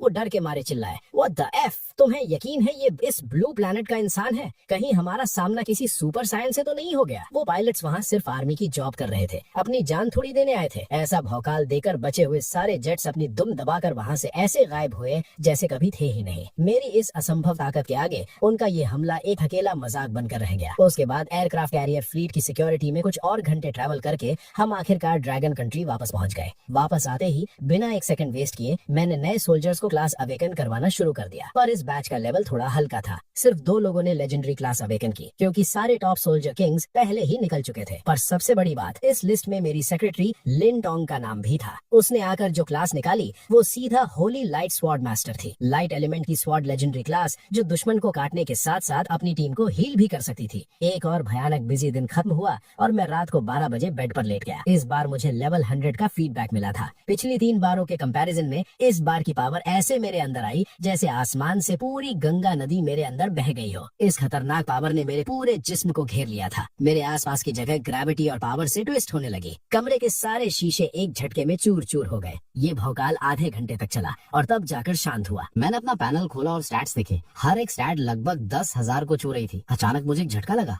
मुझे फील हुआ कि ब्लू प्लैनेट की ग्रेविटी का मेरे ऊपर 0 असर हो रहा था। जिन कल्टिवेशन नॉवेल्स में मैं हवा में उड़ने की बातें पढ़ता था वो आज सच हो गई थी। इसके अलावा मेरी 9,000 से ऊपर की कॉन्स्टिट्यूशन स्टैट ने मेरी बॉडी को इतना सख्त बना दिया था कि स्नाइपर राइफल छोड़ डायरेक्ट मिसाइल भी अब मेरी चमड़ी नहीं छील सकती थी। मैंने मॉल चेक किया तो देखा कि आज पुराने पैक्स के साथ कुछ नए पैकेजेस भी आए थे। Chaos Sword Monster Exclusive Divine Weapon Pack, Upgradable Mid-Year Weapon और Armor Set, Price 5 billion। Enlightenment Pack डाउ, इसको यूज करने से थोड़ी देर के लिए समझ 100 गुना बढ़ जाएगी और किंग रेल्म ब्रेक करने में मदद मिलेगी। Price 3 billion. स्पेशल पैक, पता लगाओ कि पूरी ड्रैगन कंट्री में और अवेकनिंग स्टोन्स कहाँ छुपे हैं। Price 10 billion. बिना सोचे मैंने लिन टोंग को फोन लगाया और डायरेक्ट 30 बिलियन रुपए अपने अकाउंट में डालने का ऑर्डर दे दिया। वेपन पैक से मेरी खुद की ताकत बढ़ेगी। डाओ पैक मुझे किंग रेल्म पार करवाएगा, पर उसे मैं तभी यूज करूंगा जब मेरा क्लास पावर पूरी तरह सेट हो जाए। और वो स्पेशल पैक तो जरूरी था ही, ताकि हम और लोगों को अवेकन करवा सकें। सोचते सोचते मेरे दिमाग में आया, जब सब अवेकन हो ही रहे हैं तो क्यों ना अपने मॉम डैड को पहले अवेकन करवा दूं। भले ही उन्हें घटिया क्लास मिले, कम से कम उनकी बॉडी तो स्ट्रांग हो जाएगी और मैं उन्हें EXP पिल्स देकर लेवल बढ़ा दूंगा। आने वाले मिथिकल एरा में नॉर्मल लोगों को सिर्फ मॉन्स्टर्स मारकर EXP मिलती। मैं अपने पेरेंट्स को इतने खतरनाक रिस्क में थोड़ी डालता। मैं कोई ऋषि मुनि तो था नहीं, इतनी औकात रखता हूँ तो थोड़ा सा नेपोटिज्म करके अपनी फैमिली को सिक्योर करना कोई गलत थोड़ी था। भले ही मिथिकल फोर्सेस बन गई थी, पर शुरू में सारे हाई लेवल मॉन्स्टर्स को मुझे अकेले ही मारना पड़ना था। बाकी लोग अभी वीक थे तो एक हेड स्टार्ट लेना तो बनता था। अगली सुबह 30 अगस्त ठीक 9 बजे मैं एक बिल्कुल ऑर्डिनरी डोमेस्टिक कार में बैठा, लिन टोंग को साथ लिया और अपने पुराने होम टाउन किंग शेन के लिए निकल गया। रास्ते में खबर आई कि ड्रैगन कंट्री के फॉरेन अफेयर्स डिपार्टमेंट ने नया नोटिस जारी किया है। 12 घंटे बाद देश के सारे बॉर्डर्स परमानेंटली लॉक हो जाएंगे। सारे फॉरेन एम्बेसीज को वक्त पर देश छोड़ना होगा। जो ओवरसीज चाइनीज सिटीजन वापस आना चाहते हैं वो तुरंत आ जाएं और जितने भी फालतू फॉरेनर्स यहाँ रह रहे हैं उन्हें तुरंत देश से निकाला जाएगा। अगर किसी ने ऑर्डर फॉलो नहीं किया तो उन्हें सीधा वही मौत की सजा मिलेगी। और फालतू फॉरेनर्स किसे मानना है, इसका पूरा हक सिर्फ हमारे डिपार्टमेंट के पास था। कुछ ही सेकंड्स में इस न्यूज पर 100 मिलियन लाइक्स बढ़ गए। इंटरनेट पर आग लगी हुई थी। ड्रैगन कंट्री फाइनली अब चुप नहीं रहेगी। वो दिन याद है जब उन्होंने dogs and Chinese not allowed लिखा था? आज हमारी बारी है। कसम से बड़ा सुकून मिल रहा है। इस जन्म में चाइनीज होने का कोई पछतावा नहीं। जहाँ हमारी जनता खुशी से झूम रही थी, वहीं बाकी सारे देश खौफ से थर थर कांप रहे थे। 40 मिलियन लोगों को देश से निकालना तो छोटी बात थी, असली फट इसलिए रही थी क्योंकि अगर ड्रैगन कंट्री ने अपने दरवाजे बंद कर लिए तो ग्लोबल इकोनॉमी की पूरी चेन टूट जाएगी। कुछ देशों के लिए तो ये डायरेक्ट मौत थी, क्योंकि वो हमारे सस्ते सामान और मार्केट के बिना सर्वाइव ही नहीं कर सकते थे। वहाँ दंगे शुरू हो जाएंगे और उन्हें सबसे ज्यादा डर इस बात का था कि वो अब भी हमारी असल प्लानिंग का पता नहीं लगा पाए थे। उनके भेजे हुए सारे स्पाइस का नामो निशान मिट चुका था। सुबह 10 बजे कोई ऑप्शन न बचा देकर ईगल कंट्री और उनके चमचे देशों ने एक जॉइंट स्टेटमेंट देकर हमें धमकाया, पर हमारे फॉरेन अफेयर्स ने ऐसा थप्पड़ मारा कि सबकी बोलती बंद हो गई। हमारा नया रूल हमारी पूरी जनता का फाइनल डिसीजन है। हमें किसी दूसरे की फालतू एडवाइस नहीं चाहिए। अगर वॉर करनी है तो आ जाओ, हम तैयार हैं लड़ने के लिए। इस स्टेटमेंट ने उन गोरों की बोलती बंद कर दी। ये ड्रैगन कंट्री करना क्या चाहती है? पूरी दुनिया से दुश्मनी ले रही है। ये तो उनका पुराना स्टाइल बिल्कुल नहीं है। वहाँ ग्लोबल टेंशन आसमान फाड़ रही थी और यहाँ मैं अपनी सेक्रेटरी को घुमाता हुआ आराम से अपने घर पहुंच चुका था। अपनी बहू जैसी और थोड़ी बड़ी और मैच्योर लिन टोंग को देखकर मेरी माँ ये शिव की आंखें चमकने लगी। उसने आते ही उसका हाथ पकड़ लिया और उसे इतना प्यार दिया कि मुझे तो जैसे भूल ही गई हो। मेरे पिताजी चैन लियू जिन ने मेरे कंधे पर जोर से थपथपाया और खुशी से बोले, क्या बात है बेटे, मुझसे झूठ बोला कि तेरी कोई गर्लफ्रेंड नहीं है। मैंने दिमाग पकड़कर बोला, अरे ओल्ड चैन, शांति रखो, ये मेरी सेक्रेटरी है लिनटोंग। मैंने अपनी बात पूरी भी नहीं की थी कि ओल्ड चैन गुस्से में चिल्लाए, चल बे निकल यहाँ से, तू क्या समझता है तेरे बाप ने 10 साल आर्मी में झक मारी है? तू एक नया भर्ती हुआ चिल्लर फौजी है और तुझे पर्सनल सेक्रेटरी मिलेगी? बोलते ही उन्होंने मेरे सिर पर एक तगड़ी थप्पड़ रसीद कर दी। सोफे पर बैठी लिनटोंग की तो फट गई। उसने पूरे ड्रैगन कंट्री में किसी की हिम्मत नहीं देखी थी जो मुझ पर हाथ उठा सके। मैंने थोड़ा पीछे हटकर कहा, ओल्ड चेन, अगर आप ऐसी बात कर रहे हो तो अब और सस्पेंस नहीं, लो मैं अपनी औकात बताता हूँ। मैं चेन शुआन, अभी के वक्त में मिथिकल स्पेशल ब्यूरो का डायरेक्टर हूँ। ये सुनते ही चेन ल्यू जिन ने अपनी 7 वुल्फ्स की चप्पल उतार ली और मुझे पीटने के लिए आगे बढ़े। मैंने तुरंत हाथ उठाकर उन्हें रोका और अगले ही सेकंड फुल बैटल गियर में लोडेड आर्मी के जवानों ने एक भारी पत्थर उठाकर ड्राइंग रूम में रखा। उन जवानों ने कड़क सल्यूट मारा और बोला, रिपोर्ट, टास्क पूरा हुआ, चीफ का क्या ऑर्डर है? मैंने कमांड दी, वापस अपनी पोस्ट पर जाओ और बाहर गार्ड करो। Yes sir. जब तक वो सोल्जर बाहर गए मेरे माँ बाप के होश उड़ चुके थे, खासकर मेरे बाप के, क्योंकि वो वेटरन थे और असली लोडेड वेपन्स को दूर से पहचान सकते थे। उन्हें पता चल गया था कि उनका बेटा कोई मजाक नहीं कर रहा है। उनकी शॉक्ड शक्ल देखकर मैं सीरियस हो गया। मैंने सीधा खड़े होकर एकदम सीरियस टोन में कहा, कॉमरेड चेन ल्यूजिन और कॉमरेड ये शिव, मैं जो आपको बताने जा रहा हूँ वो ड्रैगन कंट्री का टॉप सीक्रेट है। इसे सिर्फ अपने दिमाग में लॉक करके रखना है। ये लीजिए, एनडीएस पर साइन कीजिए। मेरा ये अंदाज देकर उन दोनों बूढ़ों का थोड़ा दिमाग हिला, पर अपने बेटे पर पूरा भरोसा करते हुए उन्होंने साइन कर दिया। मैंने उन्हें बताया, 2 दिन बाद इस ब्लू प्लैनेट पर एक भयानक बदलाव आने वाला है। देश जो भी ऑर्डर दे बिना सोचे उसे फॉलो करना। मैं यहाँ इसलिए आया हूँ ताकि आप दोनों का पहले से क्लास अवेकन करवा सकूं। मैंने उन्हें पूरा सिस्टम, मॉन्स्टर्स और अवेकनिंग के बारे में समझाया। उन्हें थोड़ा कुछ समझ नहीं आया, पर उन्हें इतना समझ आ गया था कि इस पत्थर पर हाथ रखने से ताकत मिलती है। उसके बाद चेन ल्यूजन ने अपने भारी वेटरन वाले हाथ उस पत्थर पर रखे। बूम! 1 सेकंड के अंदर वहाँ से गजब का सुनहरा लाल रोशनी का पिलर निकला। मेरा खुद का दिमाग हिल गया। पहले ही दिन मेरे पिताजी ने सीधा मिथिक लेवल की क्लास अवेकन कर ली थी। पूरे देश में मेरे बाद वो दूसरे इंसान थे जिनकी औकात मिथिक थी। सच कहते हैं, बाप बाप होता है। इस वक्त ओल्ड चेन को फील हो रहा था कि उनके खून में अचानक एक उफान चल रहा था और उनके दिमाग में अलग अलग मिस्टिकल बातें घूम रही थी। अपनी 50 साल की जिंदगी में उन्होंने ऐसा मैजिक पहली बार देखा था। रोशनी खत्म होते ही मैं तुरंत दौड़कर उनका हाथ पकड़कर चिल्लाया, ओल्ड चेन, कौन सी क्लास निकली है? चेन ल्यूजन ने दिमाग पढ़ते हुए अपने आप बोल दिया, मिथिक हिडन क्लास एन्चांटर।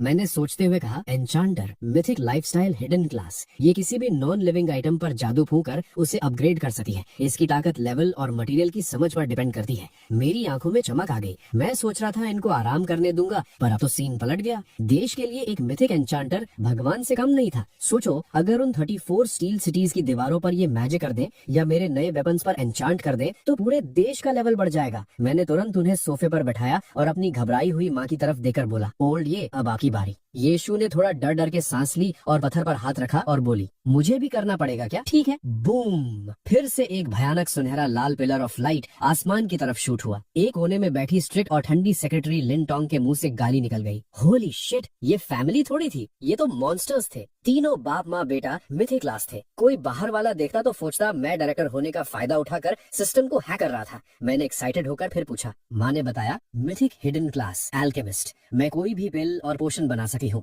और सारी रेसिपी ऑटोमेटिकली मेरे दिमाग में आ गई है। मेरा दिमाग तो खुशी से छत फाड़ने वाला था। मैं खुद सिस्टम से चीट करके मिथिक बना था, पर मेरे पेरेंट्स बिना किसी जुगाड़ के खुद मिथिक बन गए। एल्केमिस्ट अभी काम नहीं आएगी क्योंकि हर्ब्स आई नहीं थी, पर आने वाले टाइम में EXP पिल्स, हीलिंग आइटम्स, सब कुछ यही बनाएंगी। ये पूरी दुनिया में सबसे हाई डिमांड वाली जॉब थी। मैंने तुरंत अपनी जेब से X पिल्स निकाली और उन दोनों को ढेल दी। देखते ही देखते दोनों लेवल 40 हिट कर गए। लेवल अप होते ही उनकी बॉडी की पूरी रिपेयरिंग हो गई। ये शिव के चेहरे की झुर्रियां गायब, बाल काले और चमड़ी एकदम जवान लड़की जैसी हो गई। और ओल्ड ये जब शीशे के सामने गए तो एक आशिक की तरह हंसने लगे। कोई भी औरत जवान होने के लालच से नहीं बच सकती। मैं उन्हें देख रहा था, दोनों थोड़ा अकेले में रोमांस करने वाले थे। मैंने खांसी करके बोला, अहम डायरेक्टर चैन मैडम, ये फोकस करो यहाँ। दोनों शर्म से लाल हो गए। मैंने हंसकर बोला, आप दोनों इतने सस्ते लोग हो, सिर्फ बाहर की चमड़ी से खुश हो गए। असली ताकत तो आत्मा में होती है। मेरे इस मजाक पर दोनों ने मेरा एक एक कान पकड़कर ऐसे खींचा जैसे मैं अभी भी उनका छोटा बच्चा हूँ। मैंने अपना डायरेक्टर का एटीट्यूड वापस लाते हुए कहा, ओके मजाक बंद, अभी सीरियस बात करते हैं। मैं director of mythical special bureau की हैसियत से कॉमरेड चेन ल्यू जुन को ब्यूरो के एन्चेंटिंग डिपार्टमेंट का हेड बनाता हूँ और कॉमरेड ये शिव को एल्केमी डिपार्टमेंट का हेड बनाता हूँ।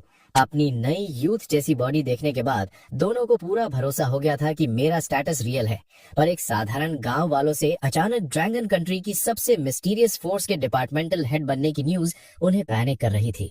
ये पोजीशन आम नहीं थी, इसके पीछे बहुत बड़ी जिम्मेदारी थी। उन्हें डर था कि बाहर लोग मुझे भ्रष्टाचार करने वाला कहेंगे। उनके डर को समझकर मैंने अपनी आवाज ऊंची की और कड़क आवाज में कहा, कॉमरेड्स, मैं यहाँ कोई डिस्कशन या एडवाइस नहीं कर रहा हूँ, ये मिलिट्री ऑर्डर है।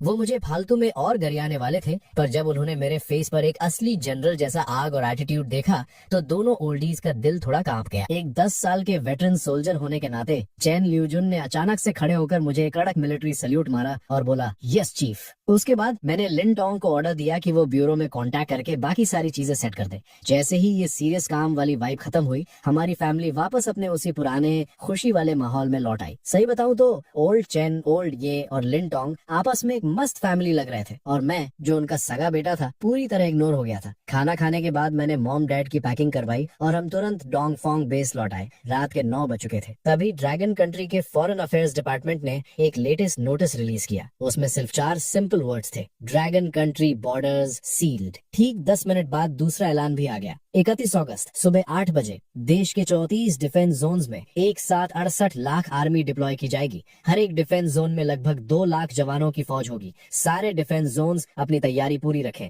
इन दोनों न्यूज के बाहर आते ही बाकी देशों के तो होश उड़ चुके थे। उन्हें समझ नहीं आ रहा था कि उन्हें और कितनी बार झटके लगने वाले हैं। पिछले कुछ दिनों से इस पूरे ब्लू प्लैनेट पर सिर्फ और सिर्फ हमारी ड्रैगन कंट्री ही ट्रेंडिंग पर थी। सोचो जरा, बाकी 4 सबसे बड़े देशों की टोटल आर्मी मिलाकर भी 60 लाख नहीं थी। और ये तो सिर्फ वो नंबर्स थे जो टेबल पर थे। अंदर खाते हमारी असली आर्मी कितनी बड़ी थी ये किसी को नहीं मालूम था। ईगल कंट्री, जो इस ब्लू प्लैनेट का दादा बनता था, उसने डर के मारे तुरंत इमरजेंसी मीटिंग बुला ली। वही उनके चमचे देश सकुरा कंट्री यानी कि जापान की आम जनता का रिएक्शन एकदम रियल था। उनके देश से बाहर जाने वाली सारी फ्लाइट्स फुल हो चुकी थी। क्रूज शिप्स और प्राइवेट यॉट्स की बुकिंग फुल थी। यहाँ तक कि बेयर कंट्री में इलीगल एंट्री मारने के टिकट्स तक नहीं मिल रहे थे। उन्हें पता था कि अगर ड्रैगन कंट्री सच में S3 सीजन यानी वर्ल्ड वॉर 3 शुरू करेगी तो सबसे पहले उन्हीं की बैंड बजेगी। सकुरा कंट्री के लिए वो रात मौत जैसी थी। लोग सो नहीं पाए। हमारे देश में भी लोग रात भर नहीं सोए थे। भले ही उन्हें देश पर भरोसा था, पर अंदर ही अंदर एक बेचैनी जरूर थी, क्योंकि देश ने अभी तक इन एक्शंस का असली रीजन नहीं बताया था। 31 अगस्त की सुबह आसमान में हल्की रोशनी होते ही सारे डिफेंस जोन्स के बाहर ढेर सारी मीडिया जमा हो चुकी थी। 2 लाख की आर्मी का एक साथ एंट्री लेना, ये इतना बड़ा सीन था जिसे देखकर असली वॉर देखने वाले बूढ़ों के भी रोंगटे खड़े हो गए थे। अचानक दूर से एक भारी आवाज आने लगी, जिसकी वजह से जमीन कांपने लगी। फिर एक ऐसा नजारा दिखा जिसने सारे ड्रैगन कंट्री वालों का सीना चौड़ा कर दिया। रोड के बिल्कुल एंड से टाइप 99 मेन बैटल टैंक्स और आर्मर्ड व्हीकल्स की एक लंबी चेन डिफेंस जोन की तरफ धीरे धीरे आ रही थी। ये लाइन ऐसी थी कि जहां तक नजर जा रही थी कोई एंड नहीं दिख रहा था। आर्मी की एंट्री के अलावा आम जनता खुद अपना सामान और खाना जमा करके आर्मी कैंप्स में दे रही थी, जिसने इंटरनेट पर सबका दिल छू लिया। यही थी हमारी ड्रैगन कंट्री की असली ताकत, फौज का जनता से प्यार और जनता का फौज पर भरोसा। 1 सितंबर सुबह 9 बजे गवर्नमेंट ने एक फ्रेश ऑर्डर निकाला। 2 सितंबर को हर तरह का काम बंद रहेगा और पूरे देश में छुट्टी होगी। सारे सिटीजन्स अपने घरों के अंदर रहे, बाहर निकलने की गलती ना करें। कल सुबह 9 बजे मिथिकल स्पेशल ब्यूरो एक प्रेस कॉन्फ्रेंस करेगा, जिसमें सभी टॉप लीडर्स होंगे और साथ ही देश की सबसे secret force mythical special forces पहली बार पब्लिक के सामने अपनी पावर दिखाएगी। ये सुनते ही हमारे इंटरनेट यूजर्स और बाकी दुनिया का दिमाग चकरा गया। पिछले कुछ दिनों से देश के हाई प्रोफाइल एक्शंस ने ब्लू प्लैनेट को हिला दिया था और अब ये मिथिकल स्पेशल फोर्सेस, सब यही सोच रहे थे, क्या ये वही फोर्स है जिसने ईगल कंट्री में कार्स को नंगे हाथों से फाड़ा था, जहां हमारी जनता इस पल का वेट कर रही थी। वही व्हाइट हाउस में बैठा सुनहरे बालों वाला डोनाल्ड गुस्से से बेहोश होने वाला था। डोनाल्ड गुस्से से चिल्लाया, शिट, हमारी इंटेलिजेंस टीम क्या घास चल रही है? इतनी बड़ी न्यूज का उन्हें पता तक नहीं चला। जो मीडिया सड़क से फोटो खींची है वो इनकी रिपोर्ट से ज्यादा बेटर है। कोई मुझे बताएगा कि ये फोर्स आखिर करना क्या चाहती है? प्रेसिडेंट की इस चीख सुनकर ऑफिस में बैठे सारे मिलिट्री जनरल्स ने एक दूसरे की शक्ल देखी और ऐसे चुप रहे जैसे कुछ सुना ही ना हो। इस हाई टेंशन माहौल के बीच मैं डोंगफेंग बेस के अपने कमरे में आधी रात होने का इंतजार कर रहा था। ये आखिरी बार था जब मैं इस मिथिकल गेम के सामने बैठने वाला था। 2 सितंबर ठीक रात के 12 बजे घड़ी का अलार्म बजा और मेरे फोन से एक बेहद पुरानी और भारी आवाज आई। ब्लू प्लैनेट के इकलौते क्लोज्ड बीटा प्लेयर चेन श्वान, आपका इस वक्त तक साथ देने के लिए शुक्रिया। कृपया इस मिथिकल बीटा गेम को रेट करें। मेरी आंख फड़की। इस गेम का उनका रोना धोना बिल्कुल 10,806 जैसा क्यों था? अपना जमीर मारकर मैंने 5 स्टार रेटिंग दबा दी। सिस्टम बोला, आपकी बेहतरीन रेटिंग के लिए शुक्रिया। गेम को इतना पसंद करने के इनाम के रूप में हम आपको कुछ इंटरनल सीक्रेट्स दे रहे हैं। सीक्रेट 1, मिथिकल एरा दोपहर 12 बजे लैंड करेगा और आने से पहले कोई वार्निंग नहीं होगी। सीक्रेट 2, मिथिकल एरा के सारे मॉन्स्टर्स बुरे नहीं हैं, आप उनसे बात करके अलायंस बना सकते हैं। सीक्रेट 3, वहाँ सिर्फ मॉन्स्टर्स नहीं बल्कि हद से ज्यादा ताकतवर एलियन रेसेस भी हैं जो इंसानों को सिर्फ अपना खाना मानती हैं। सीक्रेट 4, पहले 1 महीने तक वो एलियन रेसेस यहाँ लैंड नहीं करेंगी, इसलिए जल्दी अपनी पावर बढ़ा लो। आखिरी लाइन बोलते ही गेम स्क्रीन पर बिजली चमकी, एक भारी फ्लैश आई और गेम हमेशा के लिए गायब हो गया। मैं हवा में हाथ मारकर चिल्लाया, अबे ये क्या है? मुझे और पैसे उड़ाने थे, मेरा लेवल अप कैसे होगा? पर फोन से कोई जवाब नहीं आया। उसके तुरंत बाद हवा अचानक जमने लगी और एक असंभव पावर हवा में से निकलकर तूफान की तरह मेरे जिस्म में घुसने लगी। मेरी बॉडी हवा में उड़ने लगी और मेरे अंदर से एक भयानक चमकती रोशनी निकलने लगी। इस पावर की वेव इतनी तगड़ी थी कि मेरे कमरे का सारा फर्नीचर राख बन गया। बगल वाले कमरे फट गए, धूल और पत्थर उड़ने लगे। स्पेशल लोहे से बना अंडरग्राउंड बेस भी इस झटके से गिरने वाला हो गया था। किस्मत अच्छी थी कि बाकी लोग दूर थे तो किसी की जान नहीं गई। इतना बड़ा बवाल हुआ तो सब भागते हुए आए। सबसे पहले मिथिकल स्पेशल फोर्सेस के लोग पहुंचे। जैसे ही वो पास आए, उन्हें लगा जैसे किसी ने उनके ऊपर एक बड़ा पहाड़ रख दिया हो। लेवल 50 होने के बावजूद वो उस पावर के आगे पतों की तरह कांप रहे थे। एक सोल्जर शौक से चिल्लाया, वो डायरेक्टर का कमरा है, क्या डायरेक्टर अवेकन कर रहे हैं? दूसरा डर के बोला, हे भगवान, ये पावर सच में बहुत भयानक है। सारे जवान आंखें फाड़े उस कमरे को देख रहे थे। तभी भागते हुए लिन जियानिये वहां पहुंचे। उन्होंने हालत देखते ही चिल्लाकर ऑर्डर दिया, सारे स्पेशल फोर्सेस मेंबर्स चारों तरफ फैल जाओ और एक डिफेंसिव एरे बनाओ। अगर ये पावर और फैली तो पूरा बेस हमारे ऊपर गिर जाएगा। सारे मेंबर्स ने एक साथ कहा, यस सर, और अपनी पावर लगाकर एक बड़ा एनर्जी का घेरा बना दिया जिससे मलबा कवर हो गया। ये देखकर लिन जानिये ने राहत की सांस ली। उन्होंने बगल में खड़ी लिन टोंग से पूछा, श्याओ टोंग, सच बताना, अगर तुम डायरेक्टर के साथ आमने सामने लड़ी तो कितने अटैक्स झेलोगी? लिन टोंग के चेहरे पर एक कड़वी स्माइल आई और वो बोली, आप मेरी औकात कुछ ज्यादा ही बड़ी समझ रहे हैं। डायरेक्टर जिस लेवल की पावर अभी छोड़ रहे हैं, अगर हमारी पूरी मिथिकल स्पेशल फोर्सेस भी एक साथ लड़ ले तो वो बिना अपने दोनों हाथ उठाए हम सबको हरा देंगे। वहीं उस टूटे मलबे के बीच मैं एक सुनहरी रोशनी में लिपटा हुआ था।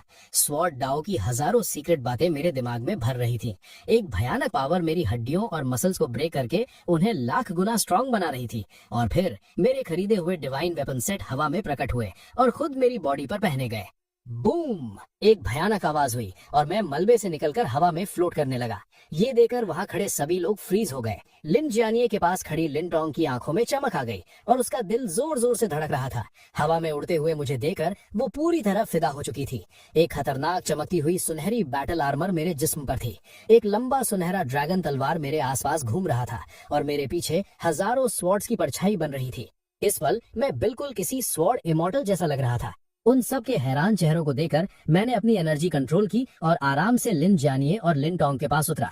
मैंने सिर खुजाते हुए थोड़ा नर्वस होकर पूछा, अरे मैं थोड़ा आउट ऑफ कंट्रोल हो गया था, ये जो टूट गया है इसका फाइन देना पड़ेगा क्या? मेरी इस लाइन को सुनते ही लिन टोंग की हंसी छूट गई और उसने थूक दिया। बाकी सारे स्पेशल फोर्सेस वाले भी हंसने लगे। इस हंसी मजाक को देखकर कोई नहीं कह सकता था कि कल दुनिया तबाह होने वाली है। थोड़ी देर बाद सब लोग मुझे ट्रेनिंग हॉल की तरफ ले गए। मैं स्टेज पर खड़ा हुआ और उन जवानों को देखा। मैंने ऐलान किया, मैं आज इस फोर्स के अंदर एक नई इली टीम बना रहा हूँ जिसका कोड नेम होगा चिकशाओ यानी रेड हेवेंस। इसमें स्या पिंग वू और बाकी 68 लेजेंडरी क्लास वाले मेंबर शामिल होंगे। ये चिकशाओ टीम सबसे इलीट होगी जिसका काम इमरजेंसीज और सीधा कैपिटल सिटी को प्रोटेक्ट करना होगा। बाकी सारे मेंबर्स कल प्रेस कॉन्फ्रेंस के बाद 34 ग्रुप्स में डिवाइड होंगे और अलग अलग डिफेंस जोन्स में जाएंगे। सारे जवानों ने एक साथ चिल्लाकर जवाब दिया, यस सर। उनकी आवाज पूरे हॉल में गूंज गई। किसी को कोई डाउट नहीं था। उनकी आंखों में सिर्फ आग थी क्योंकि मैं उनके लिए एक भगवान बन चुका था। उस रात कोई नहीं सोया। सब कल की तैयारी कर रहे थे जिसमें मैं भी शामिल था। इस बार मैं खुद कैपिटल कमांड सेंटर में बैठकर सारी प्लानिंग संभाल रहा था। हालांकि मैं अंदर से किंग रेल्म में ब्रेक थ्रू करने के लिए मचल रहा था पर वक्त नहीं था। मिथिकल एरा आने पर देश की मेरी जरूरत थी। मैं छिपकर कल्टीवेशन नहीं कर सकता था। सुबह 5:30 पर तैयारी पूरी हुई। मेरा ऑर्डर मिलते ही 1800 अवेकेंड सोल्जर्स एक लाइन में चलते हुए कैपिटल आने वाले ट्रांसपोर्ट पर चढ़ गए।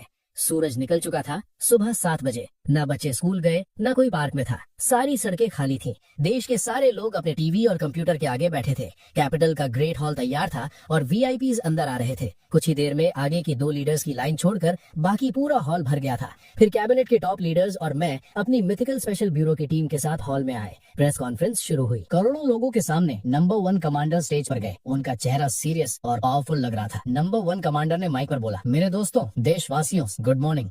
आपने सुना होगा कि हमने कई नए रूल्स लगाए हैं। पहले तो मैं पूरे देश को थैंक यू बोलना चाहता हूँ कि आपने इस काम में हमारा साथ दिया। नीचे बैठे सभी लोगों ने जोरदार तालियां बजाई। नंबर 1 कमांडर ने हाथ से इशारा करके सबको शांत किया। उन्होंने आगे कहा, ड्रैगन कंट्री और पूरा ब्लू प्लेनेट एक ऐसी आफत का सामना करने वाला है जो पहले कभी नहीं आई, पर हमारी तैयारी पूरी है। मैं चाहता हूँ कि कुछ भी हो जाए, आप लोग डरे नहीं। अपने देश पर, गवर्नमेंट पर, आर्मी पर भरोसा रखें। हमारी ड्रैगन कंट्री 5000 साल से खड़ी है। हमने सब देखा है और इस बार भी हम जीतेंगे। ये सुनकर पूरे हॉल के लोग खड़े हो गए और तालियां बजाने लगे। नंबर 1 कमांडर ने फिर अनाउंस किया, अब मैं ड्रैगन कंट्री के मिथिकल स्पेशल ब्यूरो के डायरेक्टर कॉमरेड चेन श्वान को बुलाना चाहूंगा कि वो आकर आपसे 2 बातें करें। नंबर 1 कमांडर स्टेज से उतरते वक्त मुझे एक सपोर्ट वाली स्माइल दे गए। मेरा दिल जोर से धड़क रहा था। मैंने पावर गेन कर ली थी और 7 दिन से डायरेक्टर था, पर इतने बड़े लेवल पर लाइव आना अलग बात थी। मैंने लंबी सांस ली और अपनी कॉम्बैट यूनिफॉर्म में स्टेज पर गया। ये मेरा पहला पब्लिक अपीयरेंस था। मेरी फिट बॉडी को देखकर टीवी के आगे बैठी लड़कियां पागल हो गयी। एक लड़की चिल्लाई, oh my God, mythical special bureau का डायरेक्टर इतना जवान है, इतना हैंडसम है कि मैं फिदा हो गई। मन कर रहा है उसके 8 बच्चे पैदा करूं। स्टेज पर खड़े होकर मैं रिस्पेक्ट के साथ एक भारी जिम्मेदारी फील कर रहा था। मैंने सीधा माइक में देखा और बोला, दोस्तों नमस्कार, मैं मिथिकल स्पेशल ब्यूरो का डायरेक्टर चेन श्वान हूँ। आप में से ज्यादा लोग मुझे पहली बार देख रहे हैं, पर आगे मैं आपको बार बार दिखूंगा। ये सुनकर आम लोग कंफ्यूज हो गए, पर आगे बैठे कैबिनेट लीडर्स और टीवी पर मेरे पेरेंट्स की आंखों में आंसू थे। उन्हें पता था इस बात का वजन कितना था। वो सोच रहे थे,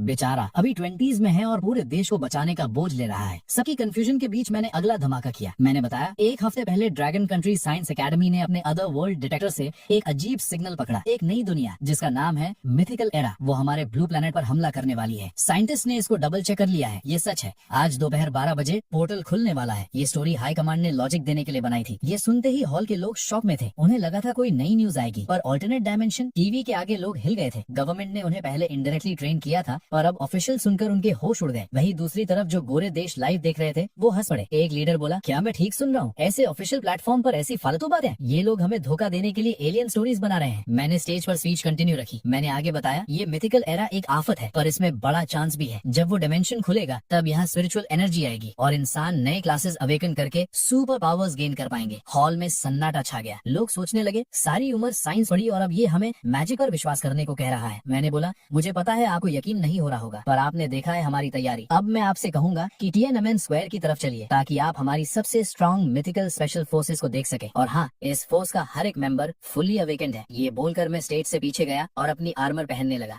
हॉल के लोगों का दिमाग सुन्न था। मेरा आखिरी सेंटेंस इंटरनेट पर आग लगा चुका था। एक यूजर ने लिखा, मेरे पास डिग्री तो नहीं है, तो मैं बस एक ही वर्ड बोलूंगा, holy shit, dragon country OP. दूसरी तरफ सारे ऑफिसर स्क्वायर की दीवार पर गए, पर वहाँ नॉर्मल गार्ड्स के अलावा कोई आर्मी नहीं दिखी। तभी लिन जियान ये आर्मर पहने हुए दौड़ कर आए और सल्यूट मारा। उन्होंने चिल्लाकर कहा, मिथिकल स्पेशल फोर्सेस की लाइन बन चुकी है चीफ, शुरू करने का ऑर्डर दे। नंबर 1 कमांडर ने हाथ उठाकर इशारा किया। अचानक गजब का जोश वाला नेशनल एंथम बजने लगा और दूर आसमान से कई लोग हवा में चलते हुए आने लगे। उनकी सिल्वर आर्मर चमक रही थी और उनकी पावर रिलीज हो रही थी। ये हमारी छिक्सिया स्क्वाड थी। वो लोग स्क्वायर के ऊपर हवा में उड़ने लगे। तलवारों की रोशनी आसमान में घूम रही थी। ये देखकर सब पत्थर बन गए। अचानक कैपिटल के आसमान में बादल गरजे। आसमान को चीरते हुए गाड़ी सुनहरी रोशनी सीधा नीचे गिरी। मैं उस रोशनी के अंदर उस गोल्डन आर्मर को पहने हुए खतरनाक एटीट्यूड में खड़ा था। मेरे पीछे एक 100 मीटर लंबी स्वॉर्ड की परछाई थी, बिल्कुल किसी भगवान की तरह। भले ही फाइट शुरू नहीं हुई थी, पर मेरी पावर जनता को सेफ्टी का एहसास दिलाने के लिए काफी थी। 10 बजे प्रेस कॉन्फ्रेंस खत्म हुई, पर इसने दुनिया को हिला दिया। ब्लैक मार्केटिंग करने वालों की फट गई और जनता में जोश भर गया। मिथिकल स्पेशल फोर्सेस तुरंत 34 ग्रुप्स में बट गई और अपने जोन्स की तरफ निकल गई। मैं और मेरी छिक्सियाओ टीम कैपिटल में ही रुक गई। दोपहर 11:30 बजते ही पूरे देश में एक तेज सायरन बजा। पूरा देश लेवल 1 कॉम्बैट मोड में था। टैंक्स, जेट्स, शिप्स और मिसाइल्स लॉक थे। न्यूक्लियर साइलोस खुल चुके थे। एक्सट्रीम टेंशन का टाइम था। पुलिस डॉग्स भी पेट भर खाना खाकर आफत से भिड़ने के लिए रेडी थे। जब कैपिटल की वॉच टावर पर सुइयां ठीक 12 बजे पर आईं, आसमान ऐसे कटा जैसे किसी ने तलवार चलाई हो और एक विशाल काली दरार धीरे धीरे खुल